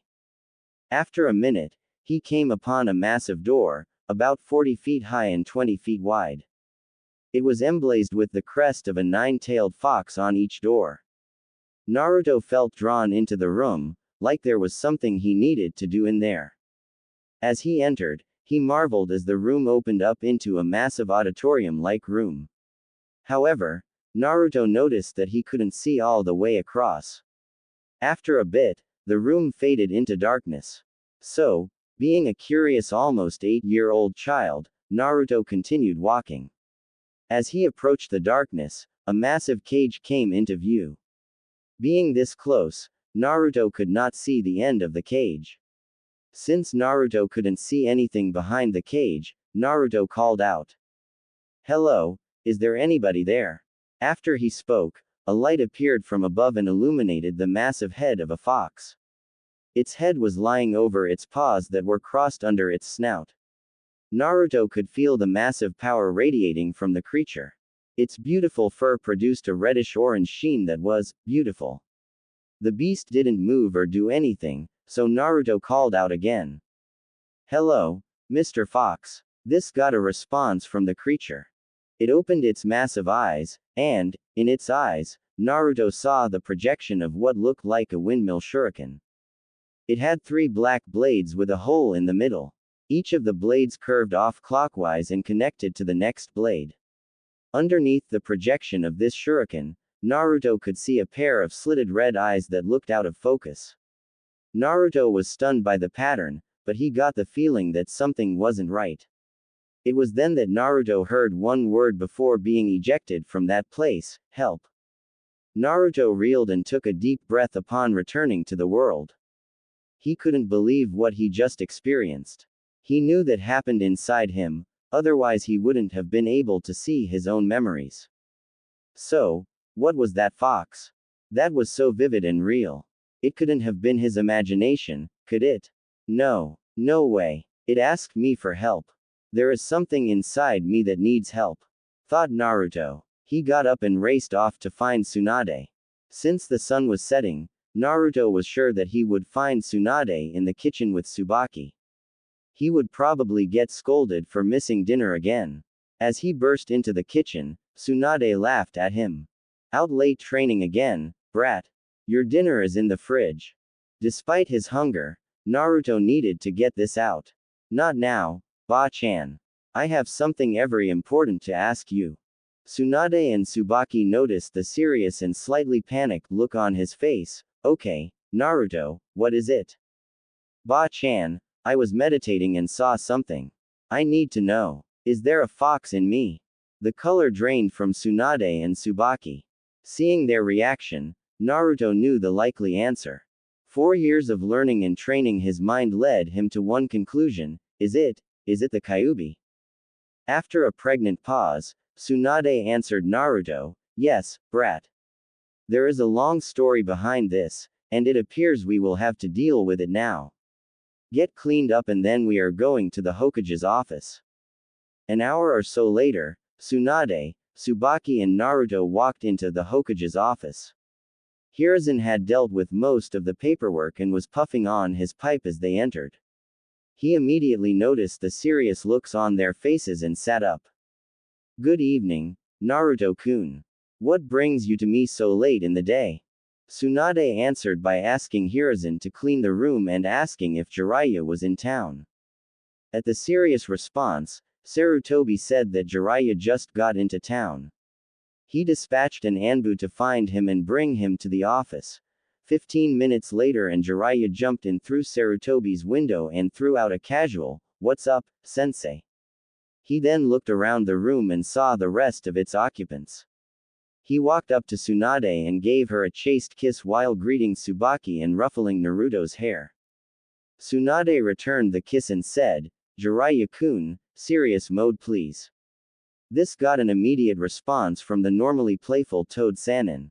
Sarutobi retook control of the conversation and said, "Okay, Naruto-kun. Why don't you tell us what this is about?" Thus, Naruto recounted his trip into his mind. What started as being impressed by being able to visit one's mindscape turned into a deathly silence and pallid looks on the faces of Jiraiya and the third Hokage. "Okay, my boy, it appears that it is time to have this conversation," replied Hiruzen with palpable desire to avert this conversation. Thus, Hiruzen began recounting the night of the Kyuubi attack with the conclusion of the Kyuubi being sealed into Naruto. Naruto processed the information for a bit, then asked, "Gigi, something didn't feel right with the fox. When I felt its chakra, it felt like something was interfering with it. Like when Shizune Nekin put me in a genjutsu. Then, when the fox opened its eyes, it looked like something was on its eyes." The pallid expression of Jiraiya and Hiruzen darkened, while Tsunade and Tsubaki didn't seem to know what was going on. It was Jiraiya that asked, "Naruto, could you show us? Maybe draw it for us." "Sure thing, Jiraiya-sensei." Naruto unsealed a brush and some paper from a storage seal on his shirt. He then drew out the pattern that he saw on the fox's eyes and the entire room was drowned in killing intent from the Hokage. In response to this, 4 Anbu showed up kneeling. "What do you need, Hokage-sama?" asked the dog-masked Anbu. "Inu, bring me Fugaku and Shisui Uchiha, now." In response to this, the Anbu disappeared and reappeared 20 minutes later with a confused Shisui and Fugaku. The Hokage held up Naruto's drawing and asked, "Do you two recognize this pattern?" Although confused, and now slightly perturbed by the feeling in the room, they both nodded. Hiruzen then asked, "Fugaku, this is the pattern of a Mangekyo Sharingan, will be called MS for short from here on out. Is that correct?" Although he was hesitant to spill clan secrets, Fugaku caught the mood in the room and noted the present parties. "Hi, Hokage-sama. May I ask what is going on?" Hiruzen had Naruto retell his encounter with the fox and he put focus on how things felt off in the pattern on the fox's eyes. Both Fugaku and Shisui immediately went white. There had been suspicions about the fox being controlled, specifically by the Sharingan. Now, there is little doubt. So, there is either a traitor among the Uchiha, or an unknown MS wielder controlled the fox. Fugaku, I never thought I would have to ask this, but I need a straight answer from you. Are you two the only MS wielders in the Uchiha clan currently? Hi, Hokage-sama. As far as the clan is aware, that is correct. You understand the implications of this effect being on the Kyuubi still. Hi, Hokage-sama. The user is still alive and if the fox were free, it would still be under that user's control. At this point, the Hokage flared his chakra again calling the Anbu. "Bring me Inoichi, it is an emergency." Once again, the Anbu disappeared and reappeared with an Inoichi in his nightwear. "You called, Hokage-sama?" "Yes, Inoichi. There is a lot going on, but I trust Fugaku and Shisui will consent to you taking a look through their minds. I need to clear them of suspicion before we move forward. Fugaku and Shisui looked startled, but nodded their heads nonetheless and said, "Hi, Hokage-sama." A very confused and hesitant Inoichi responded, "Can I ask why, Hokage-sama?" Hiruzen looked to Naruto, who once again recounted his visit to the fox's chambers. Inoichi was stunned speechless. He was only brought back by Hiruzen clearing his throat. "Inoichi, make no mistake. I trust Fugaku and young Shisui there. I need only confirm what I believe before we can move forward." "It will be done, Hokage-sama," replied Inoichi as he bowed and saluted. After an hour of mind-walking both Fugaku and Shisui, clearing them both of any liability, Inoichi recounted to the Hokage that they are trustworthy. "Okay, Fugaku and Shisui, do either of you possess enough chakra to attempt and break the control on the Kyuubi?" Fugaku responded with, "Hokage-sama, my MS does not have any mind control abilities. Mine are all combat-oriented." He then looked at Shisui. "I believe I can do it, Hokage-sama. I want to help Naruto-kun."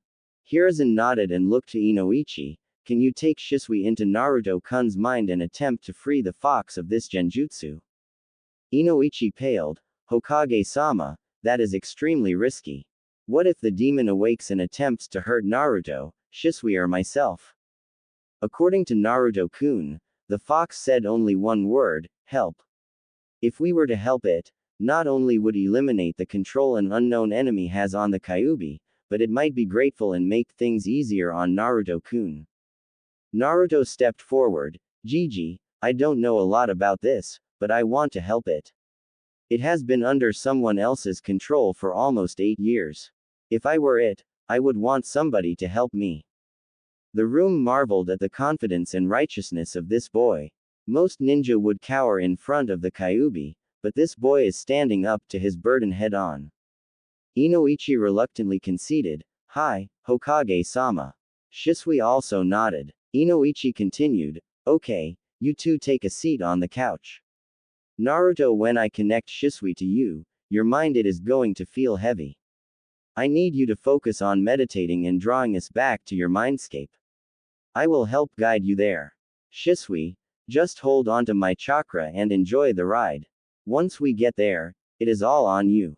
"Hi, Inoichi-sama." As Inoichi sat and touched Shisui's head, a moment later Naruto felt Inoichi's hand touch his head. He then felt their presences and dragged them along his chakra flow, down toward his stomach and into his seal. The three opened their eyes in the hallway that led to the Kyuubi's auditorium.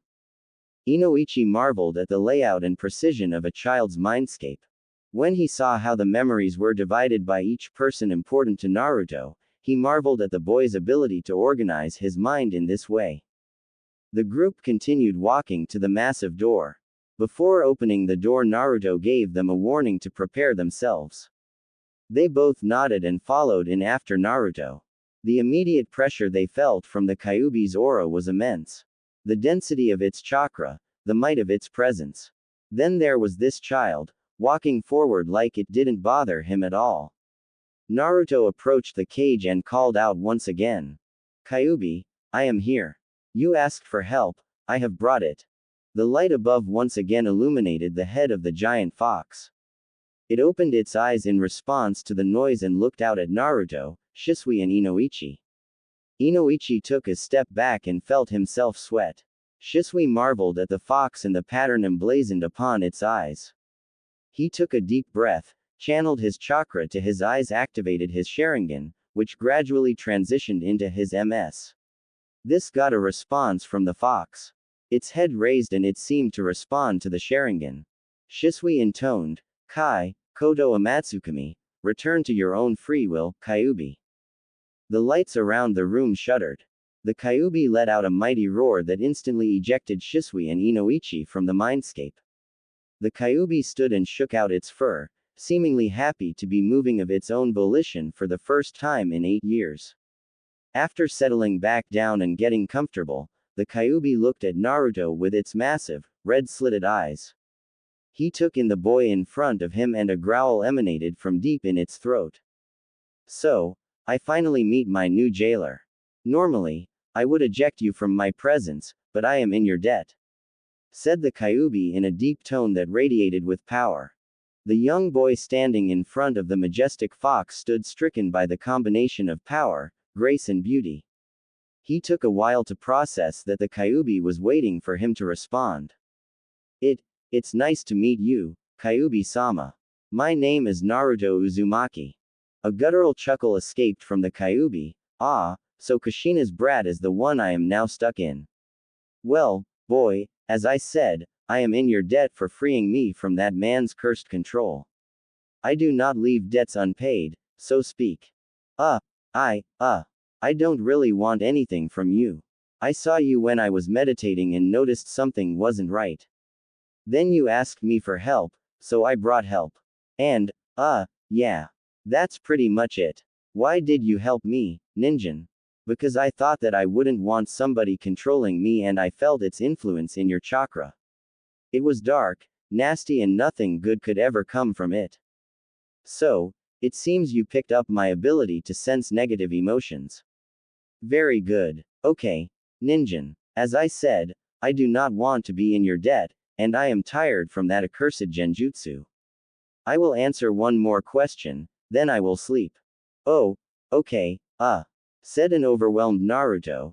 Then he took a deep breath and asked, did you attack Konoha because you wanted to or were you forced to attack Konoha? Once again, a deep chuckle filled the auditorium. When I was ripped from your mother, I was angry. However, as I was reforming, that man put me under his control. After that, he gave me the command to destroy Konoha. When I was given that order, I began attacking your village until that yellow-haired ninja and the toad attacked me and moved me away from the village. We fought for a bit, but the toad and your mother held me down while that cursed Yondaime Hokage sealed me into you.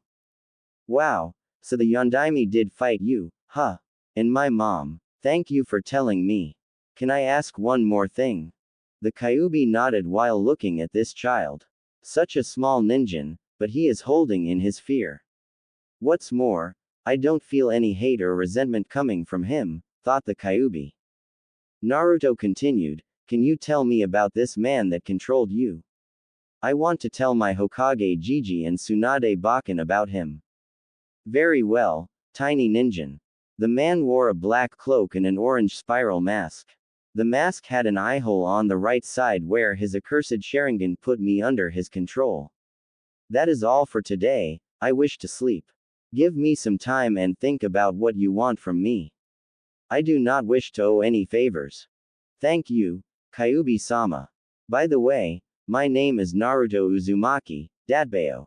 As Naruto withdrew from the Kyuubi's auditorium and exited his mindscape, he heard that deep chuckle again. Very well, Naruto Uzumaki.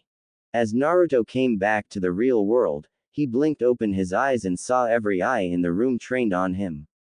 Tsunade was worrying over him like a mother hen. When she saw him come to, she crushed him into her in a full-blown, back-breaking hug. Naruto, are you okay? The boy was exhausted, his eyes were threatening to close on him. He shook out his head and summoned just a bit more energy. Hi, I am fine. I just talked with the Kyuubi for a bit. He told me about the man that attacked that night and put him under his control. He also said that he owes me a favor for breaking that genjutsu and that I should think about what I want from him. Everyone was startled by this bit of information, but Jiraiya and Sarutobi's eyes met briefly. They had their suspicions about that night, now they were confirmed. Naruto continued, the Kyuubi said that a man in a black cloak with an orange spiral mask took him out of my mother. The mask had one eye hole on the right-hand side and that all he could see was the Sharingan. Fugaku and Shisui exchanged a worried glance to each other then looked to the Hokage. Hiruzen locked eyes with each of them. This information is to stay in between the people of this room.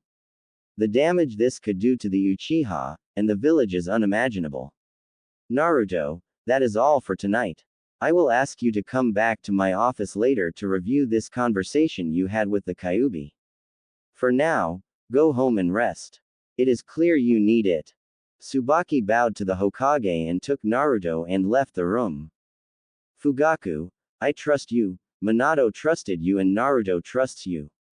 I need you to be discreet and investigate every clan member that was unaccounted for that night. Before you start, I am not saying with certainty that it was anyone still within the village that did this. However, we cannot leave any stone unturned. You are not to tell anybody of the real reason, but I need you to watch your own clan. Fugaku's face tightened. The Uchiha clan were a proud clan. It is painfully obvious the ramifications this could have on his clan. So, he swallowed his pride and the bit of betrayal he felt at suspecting his fellow clan members. Hi, Hokage-sama. It will be done. Shisui bowed with Fugaku, showing his loyalty to the Hokage. Very well, that is all for tonight, you may return home. We will talk more later. He continued, Jiraiya, I don't even need to say it. Find this man in the orange mask. Work that spy network of yours. It is clear that this man poses the greatest threat to our village. And please, be discreet. We don't want him knowing that we know. Jiraiya replied with a deadly serious face, Hi, sensei. I will set out soon, but it is time the Gaki knows.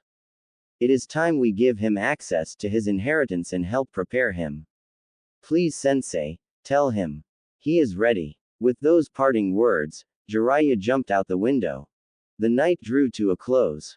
So much time had passed that the sun was rising, and light began peeking into the Hokage's office. He sighed. This damn job is going to be the death of him. He shuffled some paperwork into a makeshift pillow and tried to catch a little bit of sleep before the day started right back up on him. The next afternoon, Naruto woke up from a restless night, or should he say morning's sleep. His mind was in a whirlwind of activity. All of the revelations of that night came into a loose focus. First and foremost, he spoke to the Kyuubi. The same Kyuubi that attacked the village. The same Kyuubi that is said to be the most powerful demon beast. He wondered, what is a demon? The Kyuubi talked to him, and while it was scary, like shit your pants and pray you don't die scary, the Kyuubi told him about that night and about his mother. He said he was ripped out of his mother, but then she held him down. So, the Kyuubi being forced out of his mother didn't kill his mom. Then what killed her? As one thought came into clarity, another thought assaulted it and forced it out of focus. Thus, when a disheveled Naruto scooted into the kitchen rubbing his eyes, both Tsunade and Tsubaki adopted concerned looks on their faces. Tsubaki opened the conversation, Did you get any sleep, Naruto? You still look quite tired. Hi, Tsubaki-kachan. I just have a lot on my mind, and I can't seem to settle it all down. The response enhanced Tsubaki's concern and she walked over to Naruto and embraced him in a motherly hug. It was the least she could do after this child brought so much light and life back into her world. He had brought her back from the brink of losing herself in grief after the Kyuubi attack. Naruto seemed to melt into the hug as she whispered comfortable reassurances into his ear. Brat, I know you probably have a lot of questions, so why don't we answer some of your questions before we go back to the Hokage's office? Asked Tsunade in a gentle tone. Okay, Ba-chan, can you tell me about Kushina? Is she really my mother? A small smile lit upon Tsunade's face as she remembered the brash, raucous and eternally loyal Kunoichi. Your mother was an amazing woman, Naruto. She was so excited when she found out she was pregnant with you. She should have been the one here with you instead of me. I was supposed to be the one to deliver you, but I was out of town at the time. Guilt racked Tsunade. She had been so caught in her own grief that she went on a bender in Tanzaku town and completely missed Naruto's birth. If she were there, maybe if she were there that whole night would have been different. Ba-chan, I wish I knew my mother, but you and Tsubaki-kachan have always been here for me. You have helped me so much. I don't know why you look sad, but please, Ba-chan, don't ever say you shouldn't be here. I don't know what I would do without you. I love you, Tsunade Bakan. And with those 3 words and a hug from the tiny blonde, the dams broke. The pent-up grief and frustration flowed out of Tsunade and onto Naruto in the form of sparkling, purifying tears. After that, Tsunade spent the rest of the early afternoon sharing stories of Kushina with Naruto. The smiles and laughter emanating from the blonde lit up the house and seemed to clear out the remainder of Tsunade's grief. Okay, brat. It is time we went back to talk with the Hokage. 20 minutes later, Naruto and Tsunade ambled into Hiruzen's office and saw Jiraiya leaning against the wall to the Hokage's left. Hiruzen made a quick hand sign, and 4 blurs could barely be seen leaving the room. Jiraiya then flashed through a quick series of hand signs and slammed his hand on the ground. A translucent blue light flowed into kanji as it spread out in the 4 cardinal directions around the room. Okay, Naruto-kun. Last night you said the fox told you a couple things. Could you repeat them for this worn old man? I have already gotten Shisui's and Inoichi's versions of the story, but they were ejected before you were able to talk to the Kyuubi, said a clearly exhausted Hokage. Hi, Gigi. The Kyuubi said that the man attacked and somehow forced the Kyuubi out of my mom, Kushina Uzumaki. He then said the man put him under some super strong genjutsu and ordered him to attack the village. He also said that the 4th Hokage sealed him into me while some giant toad and Ka-chan held him down. Then he said he owes me one favor for freeing him from the genjutsu, but I don't really know what to ask him for, replied a vibrant and refreshed Naruto. His earlier conversation with Tsunade helped slow his thoughts down enough. Very good, Naruto-kun. Let's take this one at a time. What the fox says matches with what we found that night in the cave after the Kyuubi's attack. The Anbu and nursing staff were killed with kunai. So, it is safe to assume the man in the orange mask killed them as well. Hiruzen gritted out that last part through clenched teeth. Naruto-kun doesn't need to be weighed down by an old man's grief, thought Hiruzen. I am sorry I wasn't there, Buako-chan. Now, Naruto-kun, can you tell me about how the Kyuubi acted? Did it seem like we can trust him? Well, Gigi, I think we can trust him. When I was in there, he said something about my ability to sense negative emotions coming from him. Tsunade cut in. Wait, Naruto, since when can you sense negative emotions? Her incredulous tone amused Naruto. Naruto chuckled and sheepishly rubbed at the back of his head. I guess I have always been able to feel it a little bit. But when I touched the fox's chakra and felt the dark disturbance the genjutsu caused, well then it became clearer. And then when the Kyuubi said that, well it all kind of made sense, I guess. That is interesting indeed, Naruto-kun. Mito Uzumaki used to have an ability like that. It wasn't very well documented, but it may have come from the Kyuubi as well. The 3rd Hokage chimed in with a little more energy in his voice. Wait, the Mito, like Hashirama Gigi's wife. She had the Kyuubi too? Asked an interested Naruto. Very good, Naruto-kun. Your lessons with Tsubaki and Hitomi are clearly paying off. Yes, Mito Senju Uzumaki was the wife of the 1st Hokage and the 1st Jinchuriki of the Kyuubi. Jinchuri what? Jinchuri? Questioned a confused Naruto. Jinchuriki, Naruto-kun. Those who seal the biju into themselves are referred to as Jinchuriki. You are the 3rd Jinchuriki to the Kyuubi no Kitsune. The same as your mother and Mito. Wow, okay, Gigi. Well, are there other Jinchuriki? Yes, Naruto-kun. There is a total of 9 biju, each with a different number of tails. These biju are sealed into humans and the humans are called Jinchuriki, meaning, the power of human sacrifice, answered the Hokage in his professor tone. That's awesome. Can I meet them, Gigi? I want to know what the other biju and Jinchuriki are like, replied Naruto in a tone of childlike awe and exuberance. Hiruzen chuckled. Well, Naruto-kun, biju and their Jinchuriki are closely guarded secrets of the various nations. The power that each Jinchuriki represents holds the balance of power throughout the elemental nations. Therefore, it is not common for the Jinchuriki to meet, unless it is on the fields of battle. That is one of the reasons we have kept you so hidden, Naruto-kun. Because I wanted to give you the chance to grow before you were known to the public. Okay, Gigi. I understand, but you said one of the reasons. What is the other reason? Hiruzen sighed and took a deep drag on his pipe. Jiraiya and Tsunade stepped forward and put a hand on each of Naruto's shoulders. Naruto-kun, I am going to tell you a big secret because I believe I can trust you. Until we all decide that people should know, you need to keep this a secret. As of right now, only a few of the clan heads know who your father is, and it needs to stay that way. My father. Are you finally going to tell me who he was? Naruto's tone cracked and damn near broke every heart in the room. We sure are, Gaki. We all trust you can handle this, so please stay calm and listen to the Hokage. Jiraiya said with a big smile plastered on his face. Tsunade just gave his shoulder a little squeeze. Hiruzen continued, okay, Naruto-kun. You already know your mother was Kushina Uzumaki. What you may not know about her is that she was the Whirlpool Princess. In her home nation of Uzushiogakure, she was the daughter of the last Kage before its downfall. And your father was Minato Namikaze, the fourth Hokage. Hiruzen let that hang as he observed the boy. His eyes were wide and shining with a layer of yet-to-fall tears. His mouth was hanging open as he slowly turned his head and looked at the portrait of his now-known father. The man had big azure blue eyes and the same shade of sun-kissed blonde hair that he did.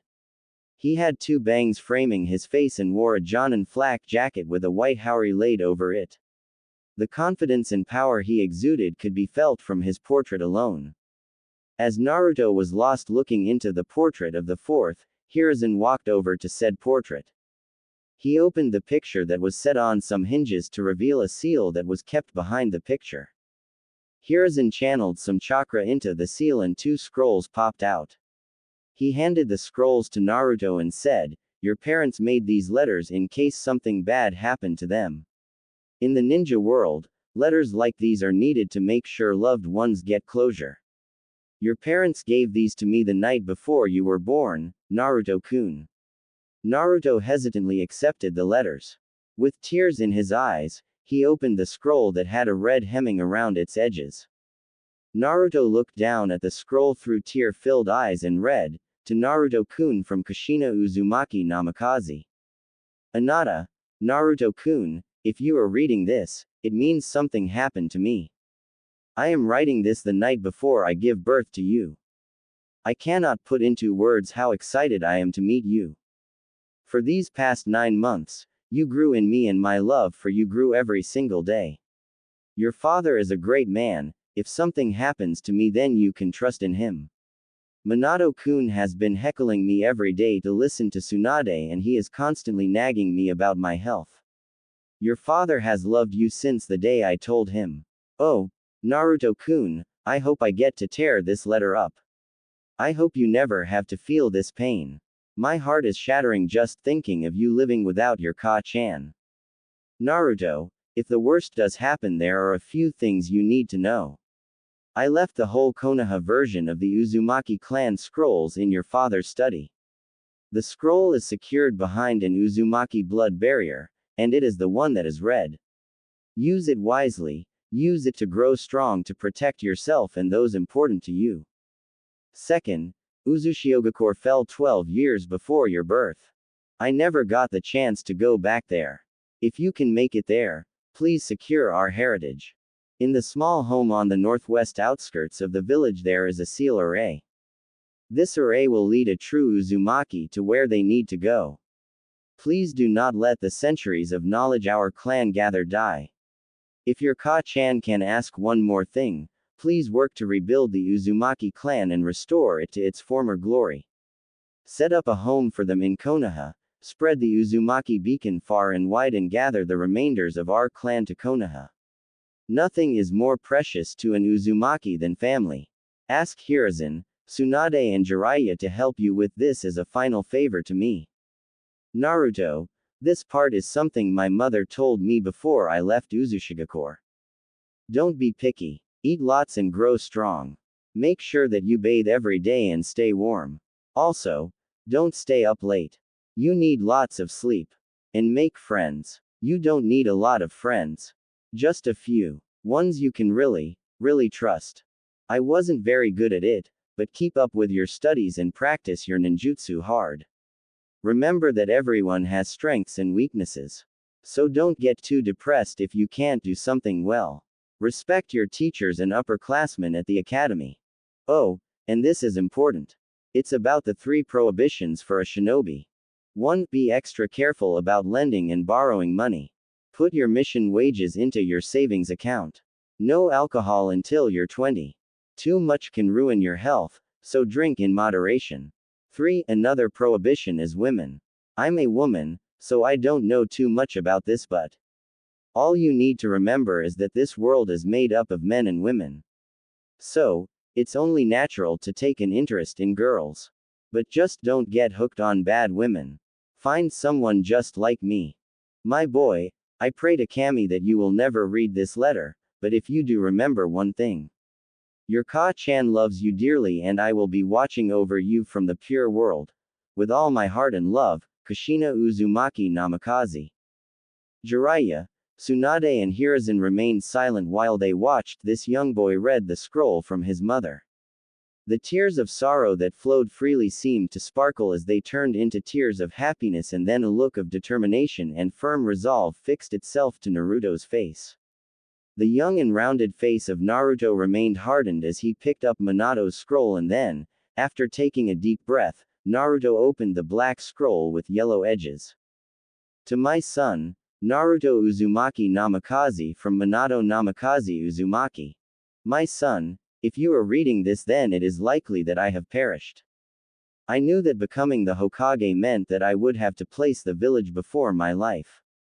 I have no regrets. I met a beautiful and fiery red-headed woman that restored the light to my world, and it was your mother that kept my will of fire burning brightly. As Hokage, I will be forced to make decisions that you may not understand. If this is the case, know that I am sorry, my son. When I took the mantle of Hokage, the whole village became my family, and I will protect family with my life, no hesitation and no regrets. I swear to you that I did my best to lead Konoha down the righteous path. If I perish before you have matured, please remember that I love you, eternally. I believe in you, my son. My goal right now is to grow a family with your mother and lead the ninja world toward the path of peace. It is likely I have not yet succeeded if you are reading this letter. I ask you to carry that mantle, my son. I have only spoken to you and held you through your mother's belly, but I felt the light in you. I felt the power that can change the world. Do not fear making mistakes. Struggle forward, 1 foot at a time. Never give up. Never give up on never giving up. Protect those important to you. If Konoha is your home, protect it in my stead. I am sorry for asking you to shoulder this burden, but I know that you can. You are my son, after all. Not to mention the fire you will inherit from your mother. On to the good stuff. My study is hidden behind a genjutsu seal that is on the wall to the left as you walk down the basement stairs. Please do not allow anybody except for Jiraiya down there. If you do so before deactivating the security seals, it is likely they will die. I ask you to guard that library diligently, and please do not let outsiders gain access to our clan's knowledge. I have no doubt they will pressure you for it. Once again, I trust you to make the right decision with this. Use prudence, my son, and use what I have left you to accomplish your goals. I will love you, always and forever. Minato Namikaze Uzumaki. After this letter, Naruto looks down through half-lidded eyes as sees some extra hastily written sentences. Naruto, the Kyuubi is attacking Konoha right now. I took the time to write this because I want you to know why I chose you to seal the beast.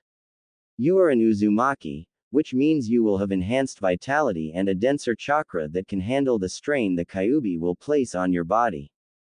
Furthermore, I cannot ask anyone to do something that I am not willing to do myself. I am sorry to burden you with this. I only pray that Konoha will honor you as the hero you are.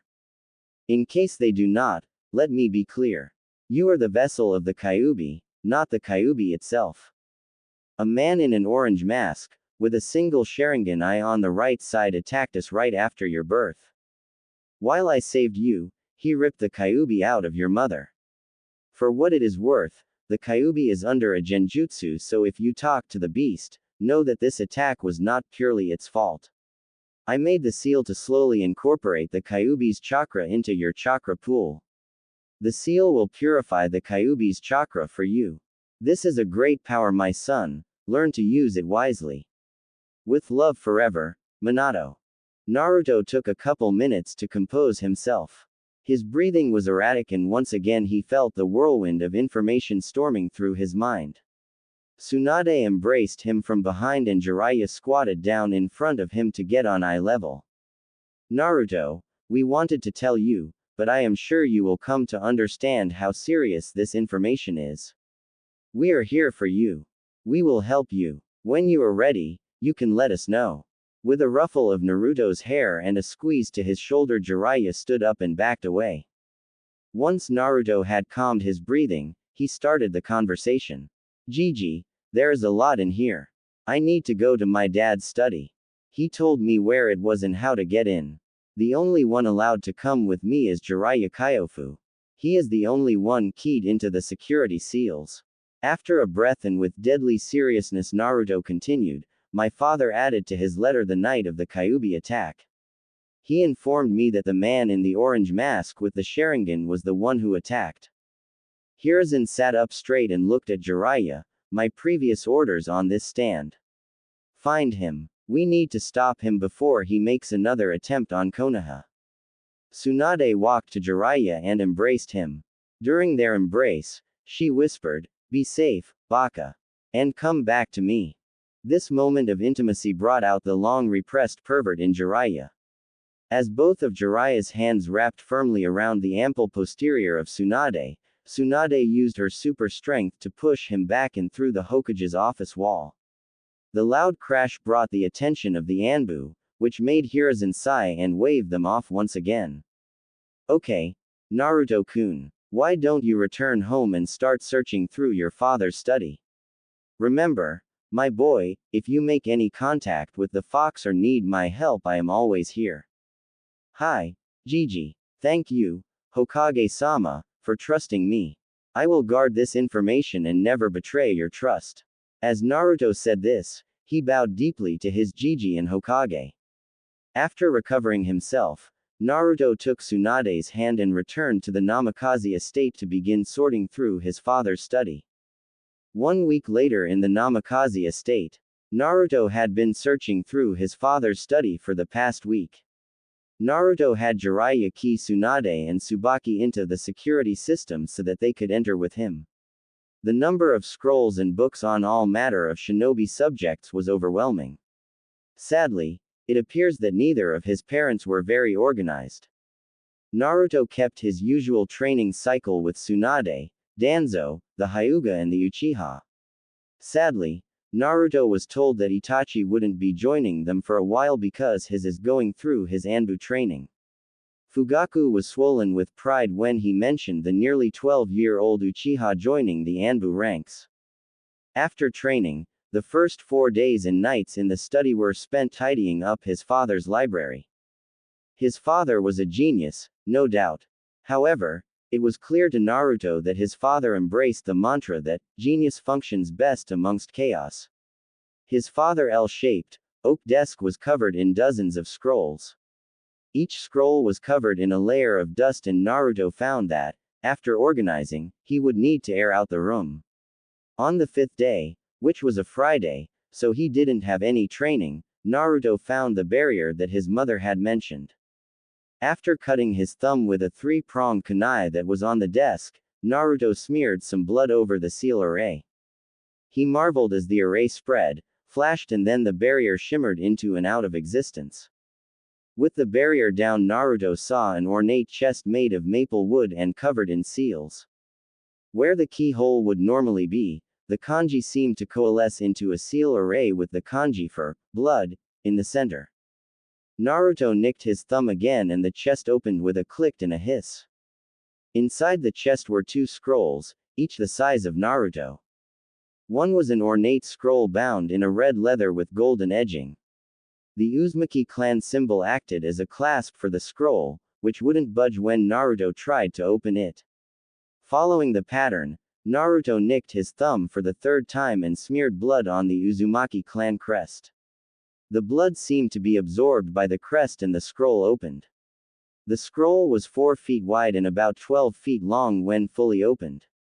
Naruto laid it out on the floor and scanned the whole scroll. Near the bottom, the last entry was written in his mother's handwriting. For the love of Kami, if anyone is reading this and you are an Uzumaki, then use the shadow clone jutsu. Otherwise, you will never finish. See seal below for jutsu.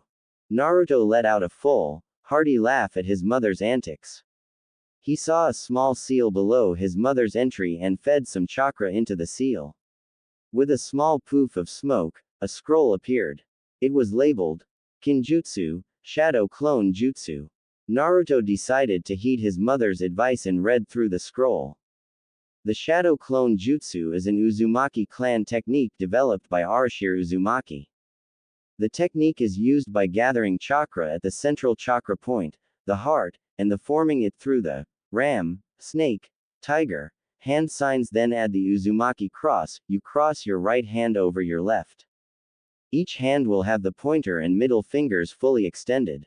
The index and pinky fingers will circle back toward the thumb and the thumb will link with the index finger. See diagram if you are a visual learner. As you mold your chakra out of the central chakra point and through your fingers, focus on dividing your consciousness. This technique will divide your mind and chakra evenly among the clones you create. When the clone is dispelled, the consciousness of the clone and any unused chakra return to the user of this jutsu. This means that all matters of the mind, including the experience, knowledge and muscle memory the clone acquired, will return to the user. Warning: this Uzumaki Kinjutsu is highly dangerous. Do not make more clones than you can handle. Each clone cost about 1A ranked jutsu worth of chakra. Start with a single clone and slowly build up before attempting to use, en masse. Along with the memories, the clones will return all mental fatigue incurred throughout their existence. If overused, this can cause unconsciousness, brain hemorrhaging and ultimately death. Naruto gulped nervously, then he thought, well, everyone says that I have a ton of chakra and I heal super quick, so I guess it should be okay. With that thought, Naruto went to the small training area incorporated into his father's study. He began attempting the jutsu after practicing the hand sign repetition. It was difficult. How exactly does one focus on splitting one's mind? After about 2 hours of trying, Naruto was breathing heavily and cursing himself. He decided to sit down and meditate to calm his mind and his chakra. After 5 minutes of breath control, Naruto hopped back on his feet and screamed, Naruto Uzumaki never gives up. Datbeo. Tsubaki heard Naruto scream and grew curious. She walked down the stairs into Minato's study. What she saw made her freeze. As she reached the bottom of the stairs, she watched as 2 Narutos high-fived, which made a resounding slapping sound. Her confusion turned to laughter as both Narutos were shaking out their hands. Neither of them was expecting the force the other put into it. Naruto turned to Tsubaki as he heard her laughter. I did it, Tsubaki-kachan! Screamed 2 elated Narutos. Not knowing which one to look at, Tsubaki addressed both of them and said, that's great, Naruto-kun. Mind telling me what you have done? She paled when she heard him say the shadow clone jutsu. She knew that this was a Jonin level technique. And where, pray tell, did you learn such a technique? That technique is much too difficult for someone your age. I learned it in Mom's scroll. Don't worry, Tsubaki-kachan, I got this. I read all of the warnings. Warnings? Tsubaki asked as she grabbed the scroll that was near the edge of the training room. She paled when she read the list of potential side effects.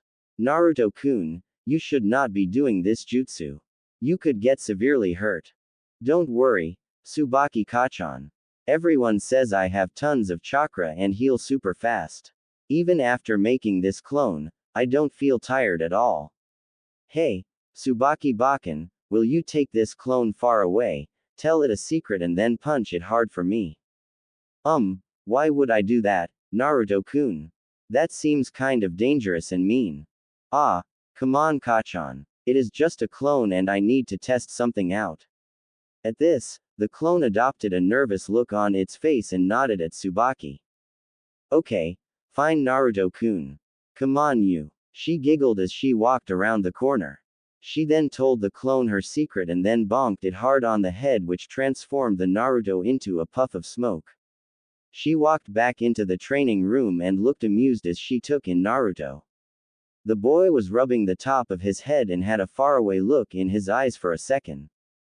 The depth of the brilliant, azure blue eyes returned, and Naruto beamed at her. It worked, Kachan.